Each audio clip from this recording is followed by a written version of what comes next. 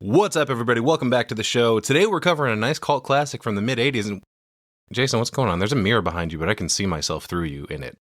I don't know what you're talking about. Man, I can't believe this. My own podcast partner, a shit-sucking vampire. Wait until Ashley finds out. You're in so much trouble, dude. Anyway, we're talking about The Lost Boys from 1987. I'm Michael Lane. I'm Jason Michael. And we are the Cinebytes. Hello? I came for you. We have such sights to show you. It was an excellent day for an exorcism.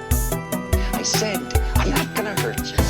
I'm just gonna bash your brains in. I want to play a game. What's the boogeyman? As a matter of fact, it was. This is God. We all go a little mad sometimes. Haven't you?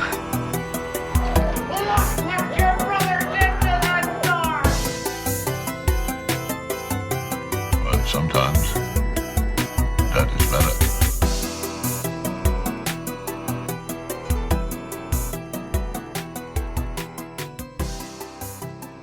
Welcome back to Oblivion, everyone, and welcome to Santa Carla for this episode. Yeah. We're covering The Lost Boys from 1987, directed by Joel Schumacher. Of such classics as St. Elmo's Fire, another Brat Pack movie from the era. Flatliners, also featuring Kiefer. We've also got Phantom of the Opera from 2004, and my favorite installment in this DC Universe property, Batman Forever, baby. Oh my god. I mean, yeah, but no. What do you mean, no? I like Val Kilmer's Batman. You got fucking Jim Carrey, Tommy Lee Jones tearing it up. It's one of those things where it's an all-star cast, but like it didn't get the best ratings. Just right? turn your brain off, shut the fuck up, and have fun. Yeah, I mean, it's. I didn't like Jim Carrey as the fucking Riddler. It was just strange. Damn, all right. You're usually pretty heavily favoring Jim Carrey and whatever. Yeah, but only Ace. you know. All right, fair enough. But this movie, written by Jan Fisher, James Jeremias, and Jeffrey Boehm, this was originally a Richard Donner production. So he directed this at first with a younger cast was supposed to be the idea here. Like, think Goonies, basically, because he also directed Goonies, the original Omen, 3 of the Superman movies, Scrooged, Maverick, the Lethal Weapon series, bunch of shit. But he was supposed to have this with a younger cast, but then Schumacher came in and he was like, nope, that ain't going to work at all. They need to be at least old enough to drive, and more importantly, old enough to fuck. And we're going to make this a sexy, updated vampire movie. Right. This was distributed by Warner Bros., of course, rating of R, runtime of 97 minutes, and yeah, we're set in Santa Carla, California, which is a stand-in for Santa Cruz, because we have the boardwalk and everything. It was filmed there. Yeah, some of the commentary that I listened in on was saying that originally they had it as Santa Cruz, but it came down to them using the boardwalk, and they were promoting the boardwalk as a family place, and if they, did that in the movie, it was going to tarnish its fucking whole. I mean, I guess, dude. It's like, we know what it's supposed to be still, but they wouldn't let them film there. If they I don't didn't know. change the Like, name. they were still... I guess that makes sense, because they're calling it like the murder capital of the world. Yes. Maybe the city was a little embarrassed, because I guess in the 80s, there was a bit of a murdering problem in Santa Cruz. It was 70s. 70s? Okay, was well, it 70s, must have continued into the 80s, because there's a mention of, like, when the cast and crew were, whatever hotel they were staying in, during filming, a murder took place nearby. Oh, shit. So, yeah, it was fucking wild out there. Yeah, that was some of the stuff I looked up. It was some murder capital of the world due to local crimes in the 70s, evidently, and it fucking carried over. But holy shit. That must have been, like, part of the reason. Well, Right. Like, hey, no, you can't be doing that when we're turning ourselves around and trying to bring families in. So it makes sense. Yeah, for sure. Our plot on this movie, divorce really does destroy the lives of the children involved, doesn't it? Fucking, yeah. Sure does. Let's talk about our cast. First of all, we've got Michael, played by Jason Patric, who, if anyone's unaware, he's Jason Miller's son, Jason Miller being Father Karras in The Exorcist. Oh, shit. And I also believe he's Jackie Gleason's grandson from The Honeymooners, the fucking sitcom from back in the 60s. I think Jason Miller married Jackie Gleason's daughter. Wow. But interesting information about Jason Patric in this. Apparently, he didn't want to be in a genre movie. And like, what the fuck are you talking about, dude? Your dad was in The Exorcist. Actually, your dad was in 2 of the good Exorcist movies. He didn't the first wanna one be and the in, third one. Just in the horror genre? Yeah, he didn't. He wanted to be taken more seriously as an actor. People kind of look down on horror, you know, that whole thing. Huh. And now he's been in fucking Terrifier 3, so. Right. Wow. We've got his little brother, Sam, played by Corey Haim, who I want to talk a little bit about the Coreys here. Obviously, we've got both Corey Haim and Corey Feldman in this, who was also in The Goonies, Friday the 13th, Part 4, Gremlins, etc. Bunch of horror shit, Corey Feldman was, but he's playing Edgar Frog in this. And Corey Feldman and Corey Haim, after they met in this movie, sort of had like a little buddy thing going on for a while. They appeared in a bunch of movies together. I think they had a couple of shows, one of which was a reality TV show, kind of focusing in on their, you know, drug-addled lives, because they both sort of had rough lives, a little ruined by the industry. They both claimed to be abused by people in the industry, you know, unwanted advances being made toward them. I guess they both started drinking about a year before this movie took place, and they were like 14 to 16, something like that.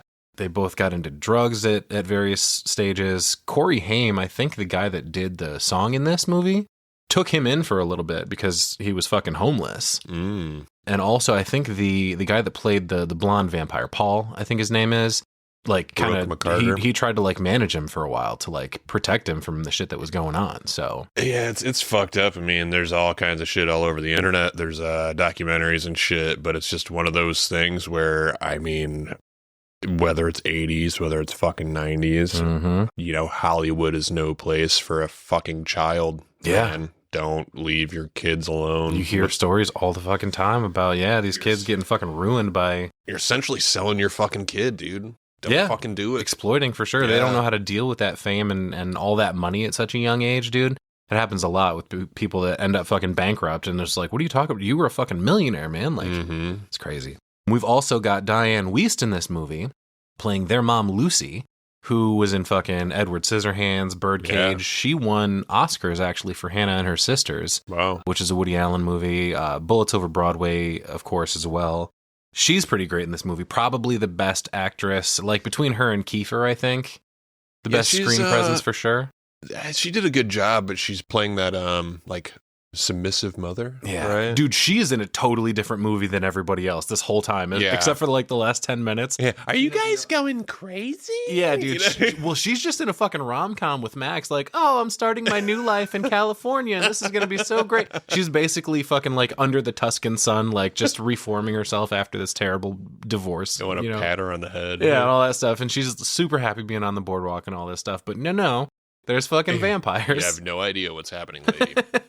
We've also got her dad, Grandpa, played by Barnard Hughes. I don't think we ever get a name other than Grandpa in this. No, we don't. But he's pretty fucking great. He's an old kook. He seems like I don't know who the fuck he reminds me of, dude. Is it fucking George Carlin? Kind of. I don't know about I see what you're saying. Looks like him, kind of. He like very slightly maybe looks a little bit like him, and he's got a little bit of his like old man directness. Yeah, you know what I mean, where he's like no bullshit about stuff. I couldn't figure out. I'm like, I know I've seen this guy somewhere. But he's also like such a prankster, dude. Like he's fucking playing dead for what? For why? I don't know. Or is he just a reoccurring like? Is there a character like that somewhere else? Not him, but every other 80s grandpa? Right. Maybe that's just what it is. Fucking Three Ninjas. I feel like I know him. Yeah. You know? Like, Yeah, dude. It's great casting. Yeah, for sure. We've also got Max, played by Edward Herrmann, and we will get into some more about him toward the end of this movie. Probably, my 1A and 1B, Diane Wiest, and Kiefer Sutherland in this playing David, the lead vampire, or who we think is the lead vampire anyway. He fucking rules. He's the son of Donald Sutherland, by the way. He was in Stand By Me a year or two, maybe a few years before this movie. Young Guns. There was a movie that always stood out to me when I was growing up. I think it was like a Lifetime movie with Sally Field called An Eye for an Eye, where he's this creepy fucking like pedo kidnapping, like creepy motherfucker. He's the dude for the job, I guess. He definitely pulls off a fucking very menacing presence for sure. Right. Apparently, he broke his wrist while filming doing a wheelie, and he's got gloves on all throughout this, if you notice. And apparently, that was to cover the cast, so people didn't see it. Damn. And the motorcycle that he drives in this movie was adapted to be operated with one hand because of that. Holy shit! Okay. Pretty dope. We've got Star, who's just kind of here. She's like the love interest, but like a damsel in distress more than anything else for this movie. played by Jamie Gertz, who was also in 16 Candles, and fucking this one kind of blew my mind. I knew that name from something, but what I recognized it from was Twister, dude. Yeah. Oh, yeah. Yeah, she's dude's wife. Mm-hmm. She was in Seinfeld. Oh, For sure. yeah. Fuck yeah, she was. I remember that now. She was yeah. the fucking can't spare square. Yeah. The few episodes of Seinfeld I've seen. Yeah, dude. We already talked about Corey Feldman, so we'll move on to Jameson Newlander, who is Alan Frog, Edgar's brother. He's one of our buddy Isaac, who we interviewed. Isaac Kane Moore on the podcast. He's one of his clients that he represents to get out to cons and shit. That's pretty cool. 1031 appearances. Yeah, we met him in, what was it, Ann Arbor? Pretty recently, or somewhere Michigan, in Michigan. somewhere, yeah. Or maybe it was Monroe. Right. Anyway, let's get into the rest of the vampire crew here, the little gang. We've got Paul, the blonde nondescript vampire, played by Brooke McCarter. We've also got Dwayne, who is the brunette nondescript vampire, played by Billy Worth.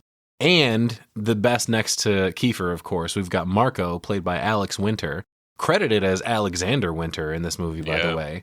But everybody knows him as being fucking Bill S. Preston Esquire from Bill and Ted's Excellent Adventure. Fuck yeah, dude. Hell yeah, dude. Most excellent. We've also got a little kid vampire in this, played by Chance Michael Corbett, who, is he another one of Isaac's clients too? I feel like I saw that on the list. I can't quite remember though. We met Jameson Newlander, like I said, but we haven't, been introduced to him if that's the case, but hopefully one of these days soon. But yeah, he's playing Laddie.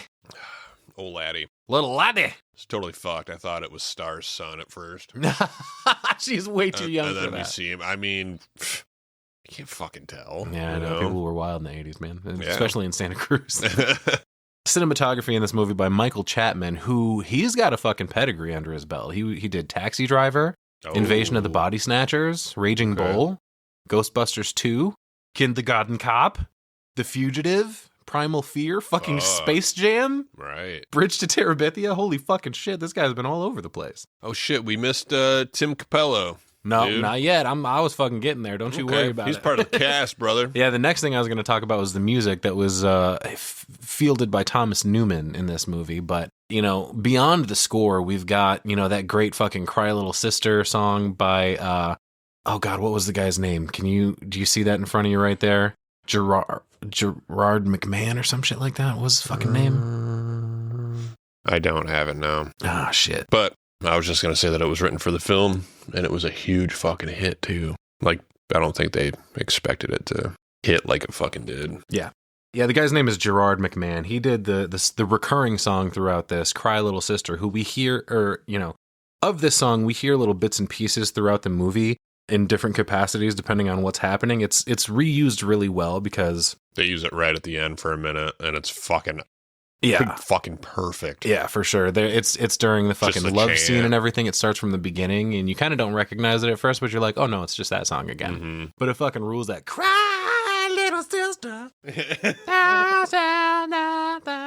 Anyway.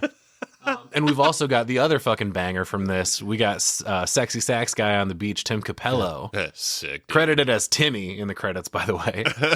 But yeah, he's just, we'll talk about him on the boardwalk fucking saxing it up, getting all saxy with it, with his saxy times. Nice. Special effects handled in this movie by Greg Canham, which I think the makeup and gore in this movie is done pretty fucking well. It's maybe not as much as at least not until toward the end when we're fucking off in vampires left and right, but that's pretty well done. No, it's all good for sure. Like you said, you don't really know what you're getting into. Mm-hmm. It seems like the movie's kind of tame towards the beginning a little bit. Right. And then all of a sudden you're like, oh, okay. Right. There's the R It's kind of like The Howling, where in the beginning of it, it's like, oh yeah, we're chasing down this fucking serial killer apparently. And it's like it's almost like a police forward movie with this like, news anchor going to fucking get the scoop and shit. But then all of a sudden it fucking flips on its head and it's like, oh, werewolves though too? Okay. All right. Well, just kind of the same vibe here. Right. I got a bunch of fucking notes here that I'd like to bring up. Bunch of fucking notes. There's a spot in the movie where David cries a single tear when he's peeking out kind of towards the sunlight. Sure does. That is not on purpose. That was not in the script. Turns out those contact lenses are uncomfortable as fuck, and it just happened to happen. At the perfect at fucking that moment, time, they left it. Right yeah, after fucking Marco dies? Yep. No. This is when. Yeah. He's chasing him out of the cave. Yep. Yeah. Yes. Yeah. Yeah, so that was not scripted. That just kind of happened and No shit. happened to be in a great time. Wow. Edgar and Allan Frog, obviously, sounds familiar. About Edgar Allan Poe. Right. Tribute to him. And then obviously we talked about the, they were supposed to be cast as like 8-year-old chubby Cub Scouts. Right. Oh, yeah, the Frog Brothers specifically. Yeah. Yeah. So the main crew was supposed to be like the vampire, like everybody who's like Michael and David and Marco and Star and all that were supposed to be younger. But then, yeah, the Frog Brothers were supposed to be even fucking younger. Yeah, instead of the Rambo-esque teen hunters that we get. Right, exactly. There's a little bit of death foreshadowing in this movie, too. The order that the vampires jump off the bridge earlier in the film is the order in which they are killed. No shit. Nice, dude. The comic book store, Atlantis Fantasy World in Santa Cruz, is real. It's a real fucking place, and they actually have the original #1 issue of Vampires Everywhere featured in the film. So that's awesome. fucking cool, yeah. You're not going to believe this, dude. I already don't. Ben Stiller was one of the actors who auditioned for a role. What? Mm-hmm. Didn't get it for some reason. Apparently. Yeah, fucking thank God. Wait, do you know which role? No, I don't. Oh, fuck. No, it was Max. just like he just kind of spilled out that he auditioned for the film. No, he just fucked up because he auditioned for Grandpa, and they're like, no, dude, you're young as fuck.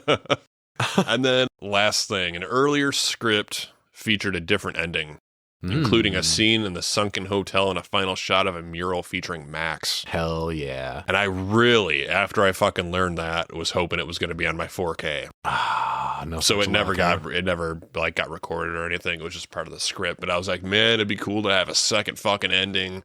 You know, Hell just totally different. You know. Yeah, 1000%, dude. And I remember I definitely noticed the Edgar and Allan thing because I'm a huge Poe guy. Oh, And yeah. I was like, oh, why don't they have a third brother named Poe? Right. I wrote down a couple taglines for this movie. First of all, being wild is in their blood. And of course, the one that everybody knows, sleep all day, party all night, never grow old, never die. It's fun to be a vampire. Yeah, let's get into a little bit of background here. The title is obviously a reference to Peter Pan's Lost Boys, who, like vampires, never grow up. Mm-hmm. And there's a lot of references and themes on that in this movie. Schumacher thought that with a vampire movie, he was kind of on the fence about it at first, but at least it could allow him to have some fun without being campy, which kind of toes the line of that in this movie at the very least. But this was influenced by a bunch of vampire shit, like Anne Rice's movies, Interview with the Vampire Lestat, Werner Herzog's Nosferatu, and 1983's The Hunger. So yeah, we getting vampy up in this bitch today. You ready to fucking kick this shindig off? Yeah. Oh, yeah. Hell yeah. You got your fucking maggots over there or what? They're maggots, Michael. Michael. So yeah, speaking of that song, we fucking kick it off right off the bat. Cry Little Sisters bumping on the soundtrack. We're floating across the water during the opening credits. Sick-ass title card pans in to reveal the Seaside Boardwalk fucking vampire carnival here, complete with a roller coaster, Ferris wheel, the works. And the first person we see here is David, who wanders around between people on the carousel like you do, with his buddies Paul, Dwayne, and Marco, who I think is the most excellent vampire. But David walks up to this girl sitting on a fucking bench on the carousel and puts his hand on her face like he's going to kiss her.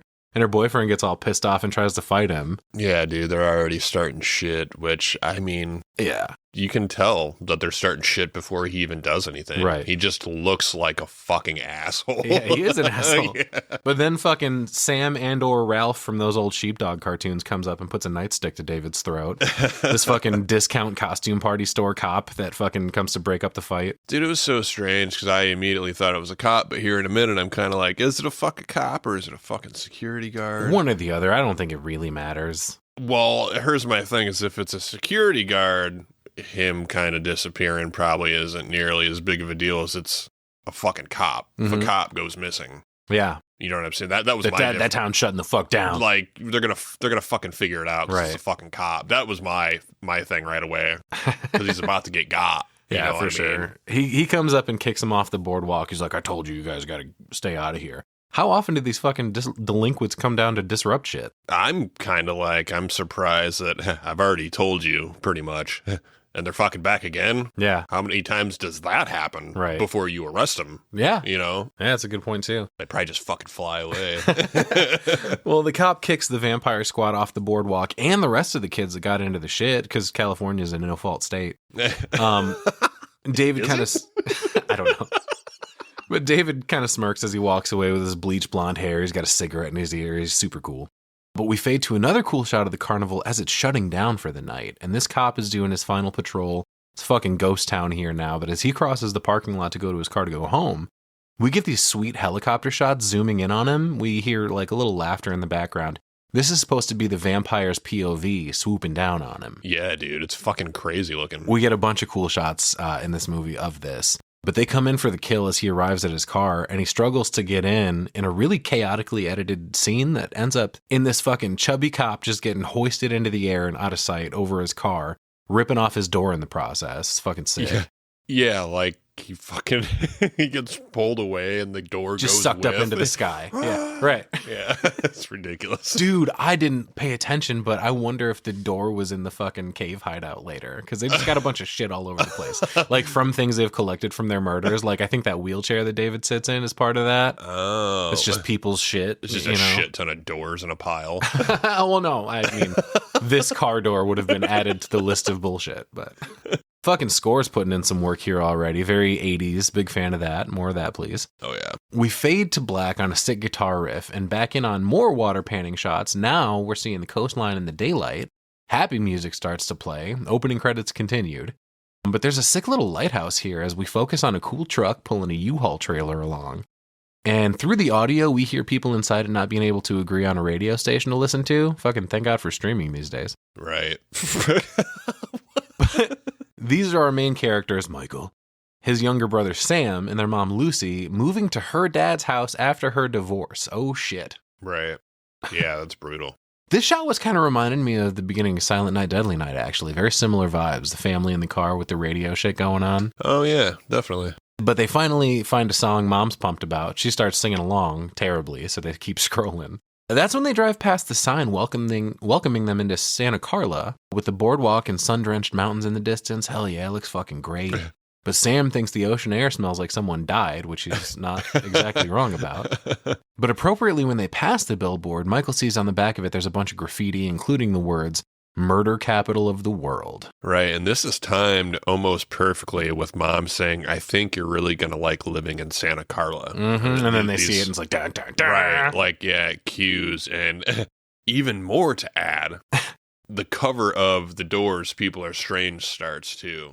Is this a cover here? I know that during the end credits it's a cover, but is this not the regular Doors version? Mine wasn't on my 4K, no. Oh, shit, okay. Well, maybe I just don't recognize Jim Morrison's voice anymore. Let's check real quick. Oh, okay.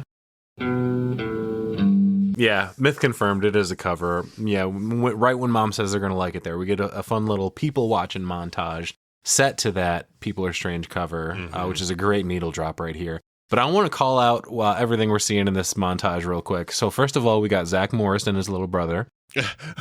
Then Pauly Shore's character from a Goofy movie. Nice. Then Goldie Hawn and Kate Hudson. Wow. We got Punk Nev Campbell and Punk Ann Heche. And then we got Uncle Creepy in a black hoodie looking grim as fuck. It's either him or David Cross, I'm not sure. Nice. We've got Hatchet Face from Crybaby. We've got River Phoenix and Macaulay Culkin. Shit. There's Waldo here. I fucking found him, dude, walking next to Mary J. Blige. We got Tupac and Muggsy Bogues. Fucking Jason Momoa. We've got S&M Meg Ryan and Matt Damon. She's licking a rat for some reason. And then, we get a bunch of missing posters plastered all over town right here. Right. I was having fun there for a minute, but never mind. There's also baby Joe Biden in a stroller looking around like, fucking where am I? And then Dave Coulier looks through one of those cool telescope binocular things you got to put a quarter in. Nice. Anthony Michael Hall runs by with his dog. Nope, wait, that's just Corey Haim. That's Sam running with his good boy Nanook, which is a cool name for a dog. I think my aunt or cousin used to have a husky named Nanook once upon a time. I think possibly because of this movie. Right. But Sam runs up to Mom, parked in she's in front of a like fun food shack place, but she's telling her there's an amusement park on the beach, and she hands him some money to go give to some kids that are literally digging in a dumpster for food. Yeah. And she's like, hey, go give them some fucking money, dude. Michael asks a random dude if there are any jobs to be found nearby, and this dude answers, Nothing legal. Nice. Hell yeah. Oh, good. I was looking for a change. But Michael pulls out his bike out of the trailer, and as we cut to the fucking ocean motion at the boardwalk in full force, some more carnival games, lots of fun being had by everybody. I like this wave jammer ride they show here. I'd throw up for sure, but it looks fun. Bunch of fair rides on a fucking pier. Yeah. We take a ride through Mexican town here, unfortunately painted as a bunch of unsavory characters, but it sure is colorful. Right. More to show us that they're entering a more rundown, sketchy part of town, more missing posters, etc. We get a nice shot of the beach here, the song's still pumping, and there's a sexy beach bunny that walks by with her butt out. Some more punks painting some street art, some homeless people busking with banjos. This place is very fucking lively. A bunch of hippies. I think it's just trying to show... Jugglers walking around, all kinds of shit. Yeah, just a vast array of all types of people here. You know? I like Big Sombrero Guy and the kids that speed by doing the jackass stunt in the shopping cart. Some girls having a water fight at some outdoor showers. We get a weird plastic caveman seated on a skylift chair thing, which is creepy as fuck. No wonder no one's riding with him. But... couple of shots of the roller coaster, followed by the family driving a little deeper into the country and mountains until they arrive at a sick-looking lodge. This place is dope. They've arrived at Grandpa's house, and apparently it was shot at the Pogonip Lodge, which I guess is a Shoshone Native American tribe word for the dense fog that envelops the coastline, which is pretty cool. Oh, that is cool. I also like that Michael, I mentioned him pulling his bike out of the trailer. He finished the journey following Mom on his bike instead of riding with her. Like, why are you wasting gas, dude? I thought he bought his bike in town, is what it looked like to me. I thought that dude he was asking about work. I thought he was buying a bike. Oh. Like, not coming. Maybe I didn't catch that. Yeah. It was really weird. It all happened real quick. It was in the middle of that giant-ass montage you were talking about. But it looked to me like he was buying a bike. Okay. In town, nearby, and that's what he's going to use to get to work. Fair enough. So they turn their vehicles off and look around the grounds here. And my first thought was, yeah, this looks a little Texas Chainsaw Massacre-y. Just weird shit laying around everywhere. Nanook isn't getting good vibes. He doesn't want to come out of the car. It's all them giant wood carvings and stuff. Yeah, it's like, damn, Grandpa's got a lot of fucking spare time on his hand, man. Yeah. And a lot of fucking yard space to store shit, I guess. It's good with a knife. But a door creaks open and the family gets a good scare when they see Grandpa's lifeless body laying on the porch. What the fuck? Yeah. But Mom doesn't seem too concerned here. She's like, oh no, he's just a deep sleeper. All right, but why is he doing that on the porch? It's not like a swing on the porch. He's just on the porch floor. Yeah, it's pretty nice out. Sure, but he's too old for that shit, man. Sam asks to go back to Phoenix, and that's when Grandpa shoots his head up to tell him he's just playing dead and doing a damn good job of it too, he says. Right. Why the fuck are you going to prank your family like that, my dude? That's not funny. That's just how he is, man. Crazy Grandpa. Yeah, he's pretty cool, though. He's got a Willie Nelson bandana around his head. Gives his daughter a hug. They go inside. More cool shit everywhere. Fucking knickknacks and taxidermy and shit. There's a fucking stuffed lion on the wall. Fucking inside's crazier than the outside for sure, man. Yeah. Michael compliments the place, but Sam actually makes a Texas Chainsaw Massacre reference right there. And he also points out that there's no TV here, interestingly. Which means no MTV, Dusty. Exactly, yeah. He starts freaking out about that a little bit, but Michael, being the mature older brother, puts on his fucking... He's got like the quintessential 80s bad boy weight set, and he's like walking through the house and he puts it down. He's like, give Mom a break, man. Be mature. He says we're broke. Yeah, which is why they're living at Grandpa's. Yeah, we ain't got no MTV. We're broke, son. We can't afford MTV. Yeah, not now. But Nanook is living his best life, though. He's outside chasing the horses around the pasture. Mm-hmm. We cut to Grandpa talking shit to his daughter. He's like, you're the only woman I've ever known that didn't improve her situation by getting divorced. Oh, yeah. Well, she says she didn't want any sort of legal battle, so, I mean... Yeah. But that means it sounds like the ex-husband ended up with everything but the kids. Yeah, Fuck. definitely. I mean, not that that's okay, but she's kind of like, fucking keep it. Must have been pretty bad, you know? I like that she tries to give him a hug, but he's like, ow, my hair. We cut to Michael chasing Sam through the house and fucking get a no running until they run right into an actual Texas Chainsaw Massacre room, complete with all kinds of animal parts laying around everywhere. This is Grandpa's taxidermy room, a must in every home. Yeah, pretty sweet. We get a quick smattering of a shot of a bunch of different animals in various stages of the taxidermy process. And I like the little laugh and lean in Sam does. You can tell these brothers love each other very much. They're buds. Right. Suddenly, Grandpa appears out of nowhere with a U-Haul box and just yells, rules! We got some rules around here. Number one, Never go in my taxidermy shack. That's where Grandpa goes for his special time. Ew. Don't worry about how I stuff the animals or with what. That's my business. Ew. No, we cut to a shelf in the fridge that says old fart on it, and Grandpa claims that it's his. Nobody fucking touch it. It's got my root beers and my double thick Oreo cookies in it. Yeah, fuck yeah. That's what's up, dude. Lay the fuck off. Don't you dare take my double thick Oreos. Yeah, double thick, by the way, not double stuffed. That's You're just saying it like an old man, and it's 1987. right. So, I did kind of wonder about that. I'm like, when did the double stuff come out? Right. And when did they start calling it double stuff? Because it was probably something weird and strange at Yeah, first. they probably did release it at first as double thick. Yeah, just some Which, weird. no fucking thank you. You gotta say it like an old man. Well, rule number 2 in this house is literally don't touch anything. Everything is exactly how I want it. All right, but how are we supposed to live, Grandpa? For free. That's how. Luckily, the boys aren't paying much attention because they're too busy screwing around pretending Grandpa's growing weed out back. I mean, maybe he is, but pay attention, you little shits. Dude, he fucking was. There was dope plants in the fucking window. Shh, we're not calling attention. He just has that for the hemp. He probably needs it, his old ass, man. Yeah, CBD. Michael asks if this place really is the murder capital of the world, and in fact, Grandpa doesn't dismiss it right away, which I think is pretty telling. Yeah, dude, Gramps is fucking cool. He says, let me put it this way. If all the corpses around here that are buried were to stand up all at once, you'd have one hell of a population problem. Well, goddamn. I'm pretty sure that's for everywhere. Yeah, that's got to be true everywhere. We got a lot of cemeteries around. I'm sure if zombies happen, we'll all be in a lot of trouble no matter where we are. Yeah, there's a lot of dead people around. Yeah, for sure. But Grandpa walks away with the boys telling him that sometimes the address label on the TV guide is curled up when it gets delivered, but don't rip it off. You'll tear the cover, and I don't like that.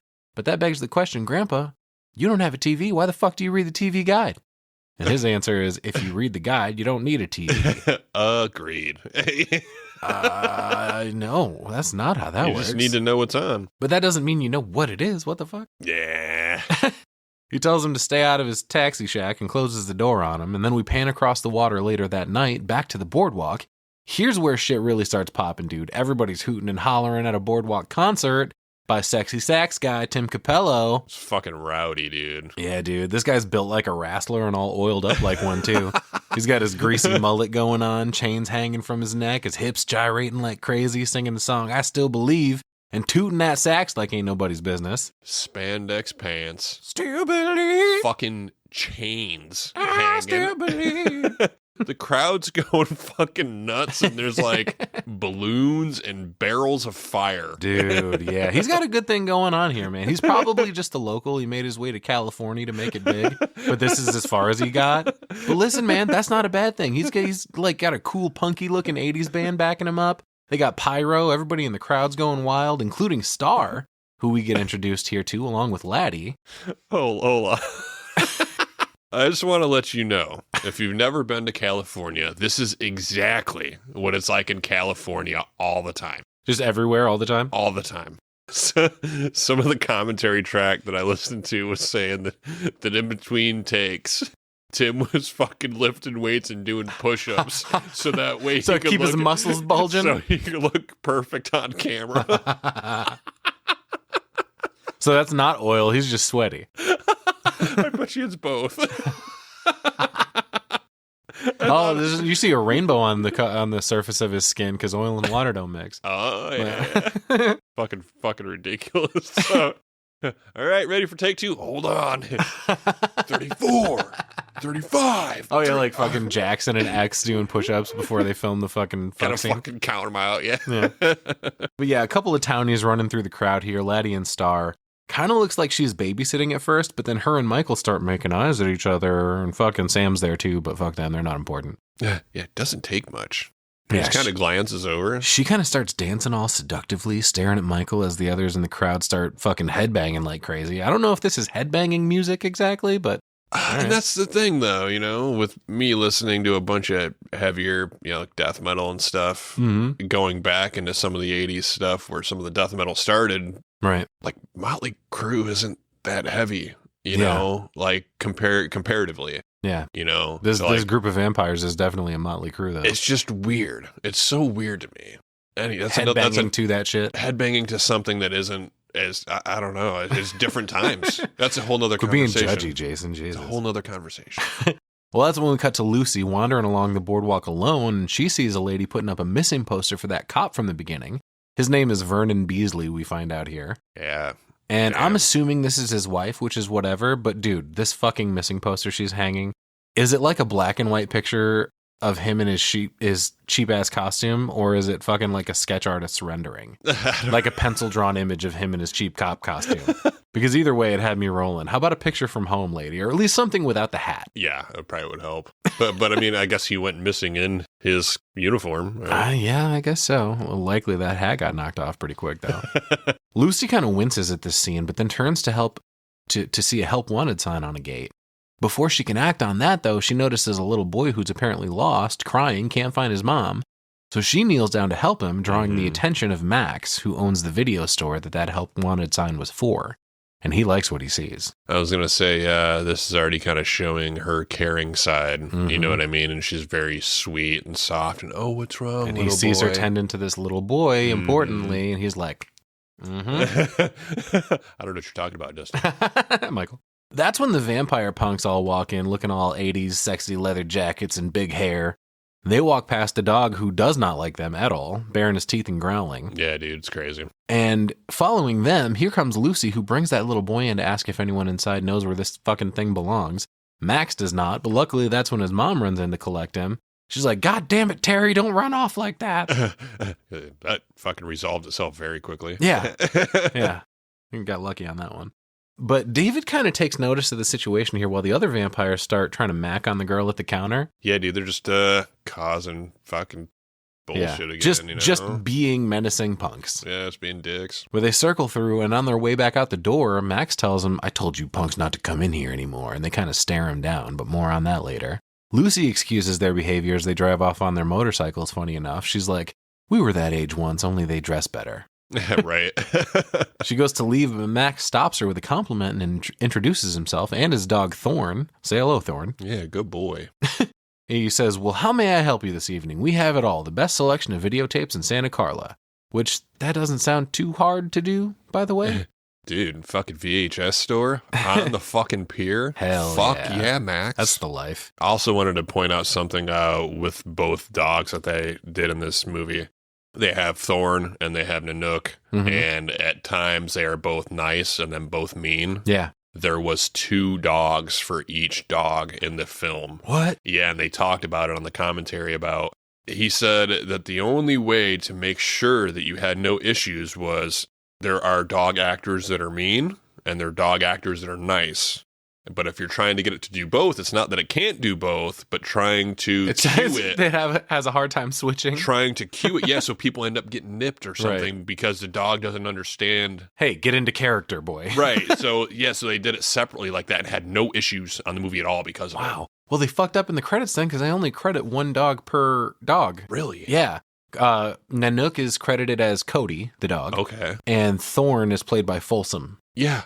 Joel did the commentary and was talking about it. Oh, shit. That's crazy. All right. This is unfair practices. Both dogs need to be credited. Yeah, what the fuck, Shoemichael? Yeah. But yeah, dude, Max's outfit here, by the way, fucking woof, dude. He's got this like pink printed patterned button-up shirt with a black and white checkered like baggy jacket over it. It's 80s Sleeves rolled up, of course, because yeah, fucking 80s. Yeah, it's sweet. He's got these nerdy glasses and some Egon hair. This dude is a picture. Feeling it, dude. 80s as fuck, which I'm going to point out some other outfits here shortly, too. Yeah, for sure, dude. She tells him, well, I don't need a tape. I'm looking for a job, actually. And fucking that's all she needed to say. You're hired, bitch. Nah, how about both? Take a VHS tape and a job. Yeah. How about we make a VHS tape? Yeah, whoa. Come on, Lucy. We cut back to Star and Laddie walking deeper into the carnival with Michael and Sam hot on their heels, and Sam knows what's up, dude. He accuses Michael of chasing her. He's like, I'm at the mercy of your sex glands, bud. That sounds gross. Sex glands? Yeah, don't ever use the word glands for anything. Hey, you talking about his balls? Unless you are a medical professional, don't say glands.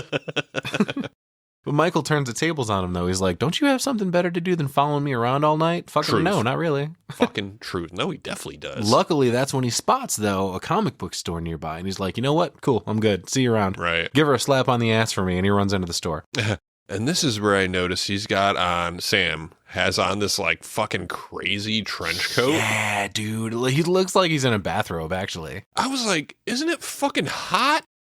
What are you fucking wearing? Well, I mean, it's 80s. It's pretty like... It's California. It's hot as fuck. Or what, did I say it's 80s? I meant it's California. Yeah. And it's like a temperate climate year round. It's like somewhere between fucking, I don't know. It gets hot for sure. It gets hot as fuck in But California. it might not. I mean, it was at night. It's on the water. Might be Yeah. a nice breeze going on, you know. I don't know. Wouldn't Star and Laddie be cold? It doesn't even really matter, but I'm just trench coat's fucking nuts, dude. Well, no, Laddie's definitely not cold because he's got that fucking Confederate general coat on for some reason in this movie. What the fuck is that about? Everybody's wearing fucking leather and like fucking 95 degrees.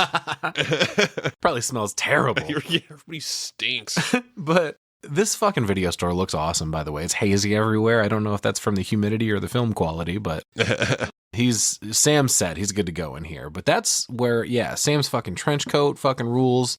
And he picks up a comic right when the fell dog leans out from behind a pillar, staring him down for some reason. And I think that, like I said before, this is the movie they met on, forging their ultimate Corey alliance, teaming up for a bunch of shit. But he looks over to see another dude staring him down. And he's like, all right, what the fuck did I do? These are the Frog brothers, Edgar and Alan, which is where I was like, oh shit, where's Poe? Right. But Sam notices a hippie couple passed out next to a TV, but pays them no never mind. To Sam's credit, he intentionally walks past the boys and confronts them like, what the fuck's your problem? Right. He's there like, oh, just scoping your civilian wardrobe in the fucking deepest Corey Feldman voice of all time. I like to think that's how he talks if you meet him in real life. He probably does. How are you doing, Dusty? Hey, what's up? Yeah. You didn't bring Mama Fratelli with you, did you? Oh, I see a Jason over there. I'm going to go stab him with a machete. Yeah, Jameson Newlander's like, listen, buddy, if you're looking for the diet frozen yogurt bar, it went out of business last summer. But that's when Sam flips the script on him, earning their trust and respect. He's like, actually, I'm looking for a Batman number 14. And they're like, Yeah. Oh, shit. that's a very serious book, man. Only 5 in existence. And he's like, no, 4 actually. I'm always looking for the other 3. Yeah. And it's like, what? Damn. Does that mean he has one of them? Yes. What? Absolutely. What? Yes. Holy shit. That means he probably has more fucking shit. Like, he one-upped him. I get You know what I mean? Like, Yeah. even it's He's almost... out comicking the comic guys. Yes, absolutely. Like, they probably don't have one, and they fucking... From what it sounds like, their parents own this fucking store, and they work there. Well, they certainly don't. You know what I mean? So, Teenagers. yeah, so, like, they don't have that comic, so right away. Yeah. Step back, boys. Yeah, let me show you how it's done. Right. But Sam fucking shames these two, beating them at their own game. Like, bruh, you can't put the Superman 77s next to the 200s. They haven't even discovered red kryptonite yet. Yep. And you can't put the 98s with the 300s because Lori Lamaris hasn't even been introduced, you pieces of shit. I was like, oh, fuck, this homeboy knows his comics. Dude, fuck yeah. Where are you from, Krypton? Yeah, he's like, Phoenix, actually. But Yeah. lucky me, we moved here. There's a quick shot of the couple from the carousel earlier on the other side of the store getting kind of wild, and that's when Edgar hands Sam a very specific comic titled Vampires Everywhere. But Sam hands it back. He's like, nah, I don't like horror comics. Well, fuck you then, Sam. Yeah, that's what I was You just thinking. got a free-ass comic. What the hell, man? Yeah. But Corey Feldman insists, no, you'll like this one, Mr. Phoenix. It could save your life. That's when there's a distraction up at the front all of a sudden when the people from before start grabbing comics and fucking bolting, assholes. Yeah, snatch and grab, dude. Yeah, the frogs run off to catch him, but fucking too bad Vernon isn't around anymore. He would have shown him what's up. We cut back to the boardwalk entrance where Star and Laddie are. And why, dude, that fucking little Confederate general coat fucked me up, man. I don't understand. Oh, wait. Star and Laddie regroup with... Dun, dun, dun. Dun, dun, dun, it's fucking David and the rest of the vampire group. They walk right up to him, and looks like Star is David's girl, dude. Dude, Got a little love triangle thing happening. You fucking bitch. You know what I mean? If that's your fucking vampire boyfriend. Yeah, why you fucking flirting at the concert with Michael? You fucking dick. Well, we'll find out later. You know what's funny? This is not the only time that Kiefer Sutherland and Jason Patric were involved in a love triangle situation, because apparently in 1991, Julia Roberts was engaged to be married to Kiefer Sutherland. And she fucking canceled like days before the ceremony, or wait, was it like a few days after she like, you know, cut the relationship with Kiefer, started dating Jason Patric. Cry, little sister. Thou shalt not go. She knew what she was doing. She loved the fucking Lost Boys. Hell yeah. So Star jumps on the back of David's bike just in time for Michael to walk out and see. I'm like, fucking, god damn it, better luck next time, dude. And the gang drives off, and we cut to the couple from earlier, now in the back of a broken down car, like on the beach. And this girl's laughing her ass off at one of the comics they stole while this dude tries to make the moves on her, but she's not having it. She fucking slaps him at one point. This is like, it's almost like a hill overlooking the pier. Like it's a lover's meeting spot. You know what I'm seeing? It's like people going park. Oh, very romantic for sure, yeah. Well, a couple little scratches on the roof. Yeah, dude. They're like, what the fuck is that noise? And suddenly the top of this car just gets fucking peeled back like a tuna can. And we're back to the vampire POV, sucking them both up out of the car and into the night. Fucking pretty sweet. Sucking them off into oblivion, Jason. Sucked me off into the night. I thought it was kind of funny here that like there was that scratching and shit, and it was kind of loud, you know. And they're kind of looking around, but they didn't really scream until the whole top was off. It was like after it was gone, they were like, "Oh, that's weird." Ah! You know? Oh man, yeah, they're fucked. We cut to the next day with Grandpa showing Sam his car, and it's like the sick fucking 50s model. They get in and Grandpa starts it up. It's a fucking 57 Fairlane. Hell yeah. 500 Skyliner retractable hardtop. Hell yeah. And you know what it reminds me of? It's got an automatic hardtop. Like the fucking... Are we talking Grease or Christine? No, I'm talking Freddy 2 that we just watched. Oh, no shit. Like, I don't know if it's the same fucking car, but it looks... Remember the car's fucking driving and the hardtop's sticking up because it's trying to... Yeah. It's trying Oh, you're talking about the end of the first movie. Is it? When Mom gets ripped through the door, the kids all drive off in the red convertible, and then the top of it's got the red and green stripes. That's the first movie. Oh, okay. Yeah. But yeah, good call on that for sure. Grandpa starts the car up, making a show of like, oh yeah, you gotta let it warm up a little. Oh, look at that, just like a baby pussycat. Okay, let's go to town. And then he turns the car back off and gets out. Yeah, dude, I love it. That's as close to town as I like to get. Yeah, he's like, are we having fun or what? And Sam's like, I thought we were going to town. He's like, nah, I'm good. What the fuck? Why are you the way that you are? Dude, you gotta start it up every once in a while. You can never, dude, that grandpa, let me tell you, you gotta watch out for him. Gotta keep the fluids, moving around. Back at the comic book shop, Sam comes in and wanders around, Alan asking him if he notices anything unusual about Santa Carla yet. And Sam's like, nah, man, this place rules if you're a Martian. And that's when Edgar corrects him with, or a vampire. Yeah, da. These guys are fucking stupid. Yes. Sam's like, are you guys fucking crazy? What's going on? And they're like, you don't know shit, buddy. You think we just work in a comic book store for our folks? This is our cover. We fucking, we're dedicated to a higher purpose. We're fighters for truth, justice, and the American way. I'll say, you guys, you gotta do the stupid core voice. We're fighters for truth, justice, and the American way. Like, dude, you're like fucking 13. Yeah, dude. He's like, no, my ball's totally dropped. Yeah. Edgar hands Sam another vampire comic, but I swear to God, it looks like the same comic from before. So the first one was vampires everywhere. Yeah. This one is destroy all vampires. Yeah, but it looks like it was like at least from the same artist or whoever the fuck. The overall color scheme and vibes, whatever. Right. Sam tries to refuse it again, but Alan's like, don't think of it as a horror comic. Think of it as a survival manual. And he points out that their number is on the back. If you got any questions, just pray you never need to call us. And Sam's like, yep, I'm going to do that. I'm praying I never need to call you for sure. But we cut back to more carnival fun for a minute, and we see Michael buying a leather jacket to fit in with the cool guys. Fuck yeah, dude. He wants to win Star over. This is for sure the way to do that. Dude, you notice that he's like really obsessed with her already? Mm-hmm. He hasn't even fucking spoken a word to her. Wonder why. What was that vampire allure, dude? Oh, we don't know they're vampires yet, though. Well, I know, but yeah, sure. But yeah, technically up to this point, all you got to do is look into a vampire's eyes and you're fucking. Yeah, technically all like the people that disappeared and shit, we've got that POV, but we haven't actually seen it be that group yet. Right. But we all know. Yeah, for sure. Michael walks up to an ear piercing booth, and Star walks up, speak of the devil, and she tells him, don't waste your money.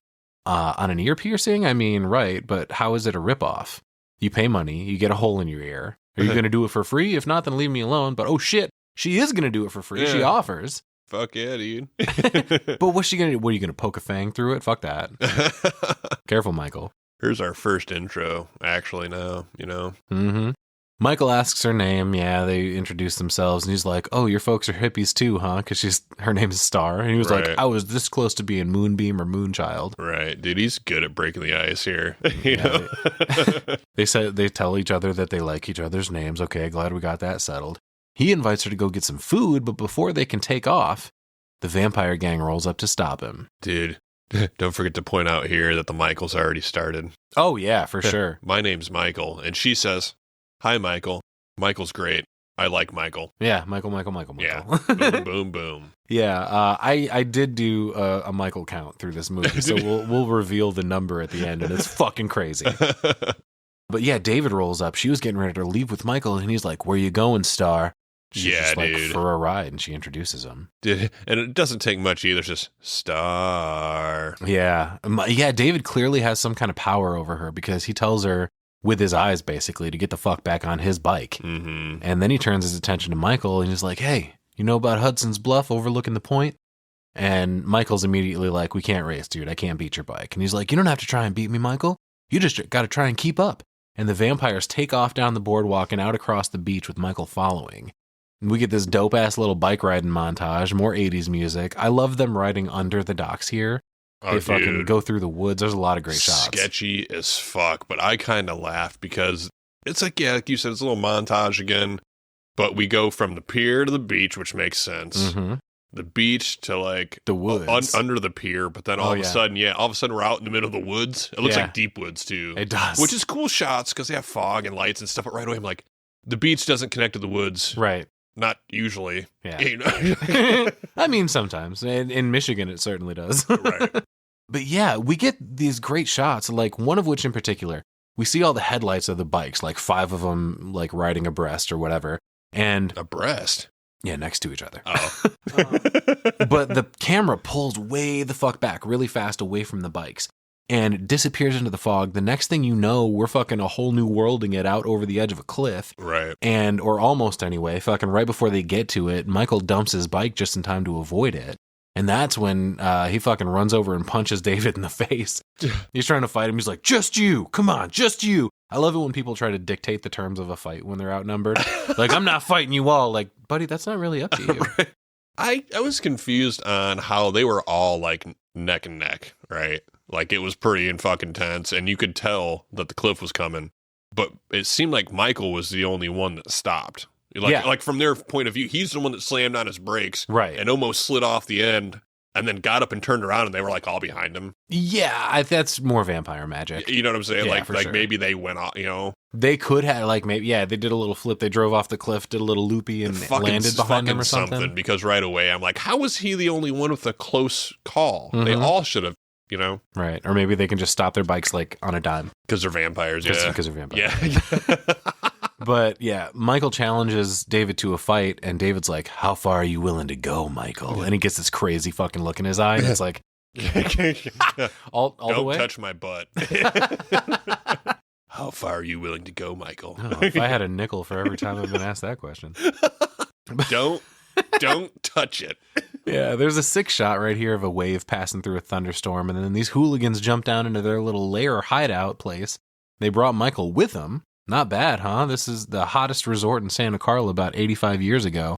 Too bad they built it on a fault. In 1906, when the big one hit San Francisco, the ground opened right up and took this place, or he says this place took a header right into the crack. This is David talking about the history of the fucking hotel or Right. whatever. But yeah, dude, sick earthquake hotel clubhouse? Fuck yeah. Pretty fucking wild. And also, after just about being killed and wanting to fight this guy, now you're hanging out where they could all kick your ass in their little clubhouse. Well, I mean, they've kind of let down the guard now. It's like, it's not fighting time anymore. They're like, "Hey, we don't need to do this. Let's just go be buds." It's fucking weird. Right. Hey, want to come over and have sex with our girlfriend? Like, Our collective Like, girlfriend. well, I don't know what's happening here, man. And This is maybe so Laddie, why strange. Right. Is that a boy or a girl? How old is that? 200 Well, if years. it was a girl, Jason, his name would be Lassie. Yeah. Get with the program. I don't know, man. Well, they got all kinds of cool shit in here. There's a big tool chest, a poster of Jim Morrison. It's got some good vibes here. Mm-hmm. David calls out to Marco to go get some food, and he's like, "That's what I love about this place. You ask, and then you get."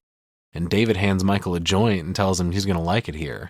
That's when we cut back to Grandpa's, where Sam's reading his vampire comic, starting to get all scared. So he makes Mom close his closet door. And I agree it should be closed, but I don't know what there is to be scared of in closets. So weird. He seems like he looks too old to be as young as he's supposed to be here, which might have something to do with the script like we had talked about. Right. This scene was probably written before they made the change. Right. Yeah. I'm like, why in the fuck is Mom in there?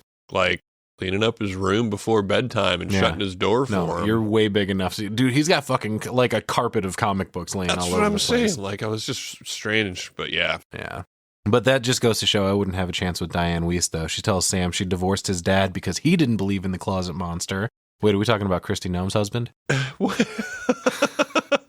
Oh, man. I can't believe it ain't a bit soon for that, Mom. Damn. All right. I mean, whatever. It is what it is. They know what this fucking situation is. It doesn't seem like they have very much of a relationship with their dad. Right. They don't miss him. He's an asshole, whatever. Right. But that's when Grandpa walks in with a root beer and a stuffed beaver to decorate Sam's room with. He's like, I made it myself. There's more where that came from. And they all say goodnight. Mom tells him lights out, but he insists on finishing his comic first. However, he can't seem to shake the feeling he's being watched by that goddamn beaver suddenly, like, silently screaming at him. And Sam gets up and stuffs the beaver into his closet that has a picture of Rob Lowe, John Stamos on it. One of those two, probably. We cut back to Marco getting back to the hideout with a box full of Chinese food for everyone. David's like, yeah, good choice. I love Chinese. David throws boxes out to everyone, and he insists that the guests eat first, but Michael refuses. He's like, you don't like rice? Tell me, Michael, how could a billion Chinese people be wrong? He hands him the box, and Michael starts to smash on it, but David's like, hey, how are those maggots, Michael? Yeah, fucking gross. And he looks down to see, holy shit, it literally is a box of maggots. But he throws it down, spitting them up. Star tries defending him, but that's when he looks down at the box he just threw down. And what's this? It's just rice again. Right. What the hell's going on here? David offers him some noodles instead, but when he hands him the box, it's full of worms. Yeah, dude, gross. He goes to take a bite, and Michael tries to stop him. He's like, they're only noodles, Michael. David's fucking smashing on him. And Star tries to stop the hazing here, but that's when David tells Marco to bring him a very specific bottle. It's ornate as fuck, like a decanter of some kind. Mm-hmm. He pops it open. Did you notice the sick little Munsters poster on the wall behind Star here, by the way? Yeah. Dig it. For sure. That's when David takes a drink of the very red liquid in this bottle. And when he does, he kind of like shakes it off like he's whatever's hitting him hard. Yeah, fucking liquor. And he offers it to Michael and he's like, be one of us. And Michael takes the bottle and they all start chanting his name, except for Star, who tries to tell him, hey man, don't do it, it's blood. But because David was already messing with him about the maggots and the worms, Right. He's like, whatever, shut up, it's not blood, it's just wine. So he takes a big old drink. I want to point out that this is definitely not blood. No, it's This looks way like too thin. motherfucking Kool-Aid. Yeah, yeah, for sure. But he takes a big old swig of it. This is where shit starts getting weird for Michael, though. His vision blurs, shit starts spinning. There's a very purposeful shot here, by the way, of Michael's face like dissolving into the poster of Jim Morrison. That was pretty cool. Yeah, Star kind of backs up here too, like she's kind of scared. Yeah, you know, like, 'cause oh, they're all chanting again. I was hoping somebody was going to get me out of this shit. Right, little drinking montage, and Cry Little Sister plays a little bit too. Mm-hmm, yeah. Flashing a bunch of flashes here. You know, like faces fading in. Star. It's almost like Michael, David's having like David. a religious experience. Kind of, yeah. Or dude. Michael's having a religious experience, right? Yeah, it's very, very fucking crazy, which, you know, we're interpreting this as this is him becoming a vampire, but this is where me and you were talking too about I love the 80s. Yeah. I'm usually not big on stuff like this, but we have like Fright Night Yeah, from the 80s. That's Hell a yeah. huge vampire movie. We have Lost Boys. right. And I'm like, I can't help but say we have California vampires and we have fucking East Coast vampires. Right? It's like they're going to start a beef, like Right. fucking. And well, like the East Coast vampires is a strictly you got to get bit, Yeah. right? But the West Coast vampires, California Oh, vampires, you can just drink a little blood? You can just drink their blood and turn too. I mean, I guess it's Isn't kind of that the same weird? thing. It's like DNA mixing one way or another. It's just you don't. Where else do you see that? Well, California vampires are clearly fancier than. Yeah. But yeah, they have this whole weird like vision montage, and then everybody's saying Michael's name a bunch more. And then we cut to maybe the most famous scene from this movie. They drive out to this train bridge, and Michael wants to know what's going on, and David's like, Marco, what's going on? Oh, I don't know. I think we should tell Michael what's going on. Being coy. Yeah. And David grabs Michael and turns him toward Marco as Marco jumps off this bridge through a hole below. What the fuck?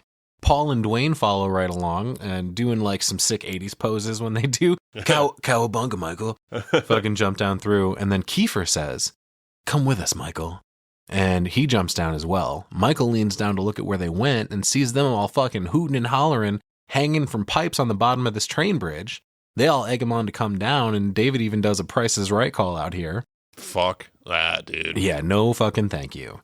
And he looks below at, like, there's this huge drop into nothing but fog, and he tries not to shit himself, but he does join them. Right. Oh, yeah. David's like, oh, fun, huh? But that's when we start to hear a train coming in the distance, and now I know what David meant by perfect timing.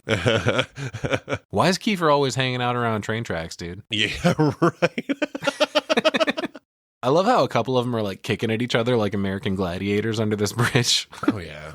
Well, I'm kind of like, even if the train didn't come after you're hanging there for a minute, you're not going to be able to pull yourself fucking back up. No, either. dude, absolutely not. Especially once the fucking train comes, fucking light on, horn blowing, rumbling their way. The bridge starts to shake while they're trying to hang on. Like, oh my God, these sick fucks. Right. This is the game. Like, if I didn't know they were vampires already. Right. They're all excited, though, everyone but Michael, who's second-guessing every decision he's made tonight. Suddenly, through all this chaos, Michael sees Paul just let go and drop into the fog, and he's like, fuck, that kid just died. Right. He reaches out trying to help him, but Marco tells Michael, don't be scared, and he drops too.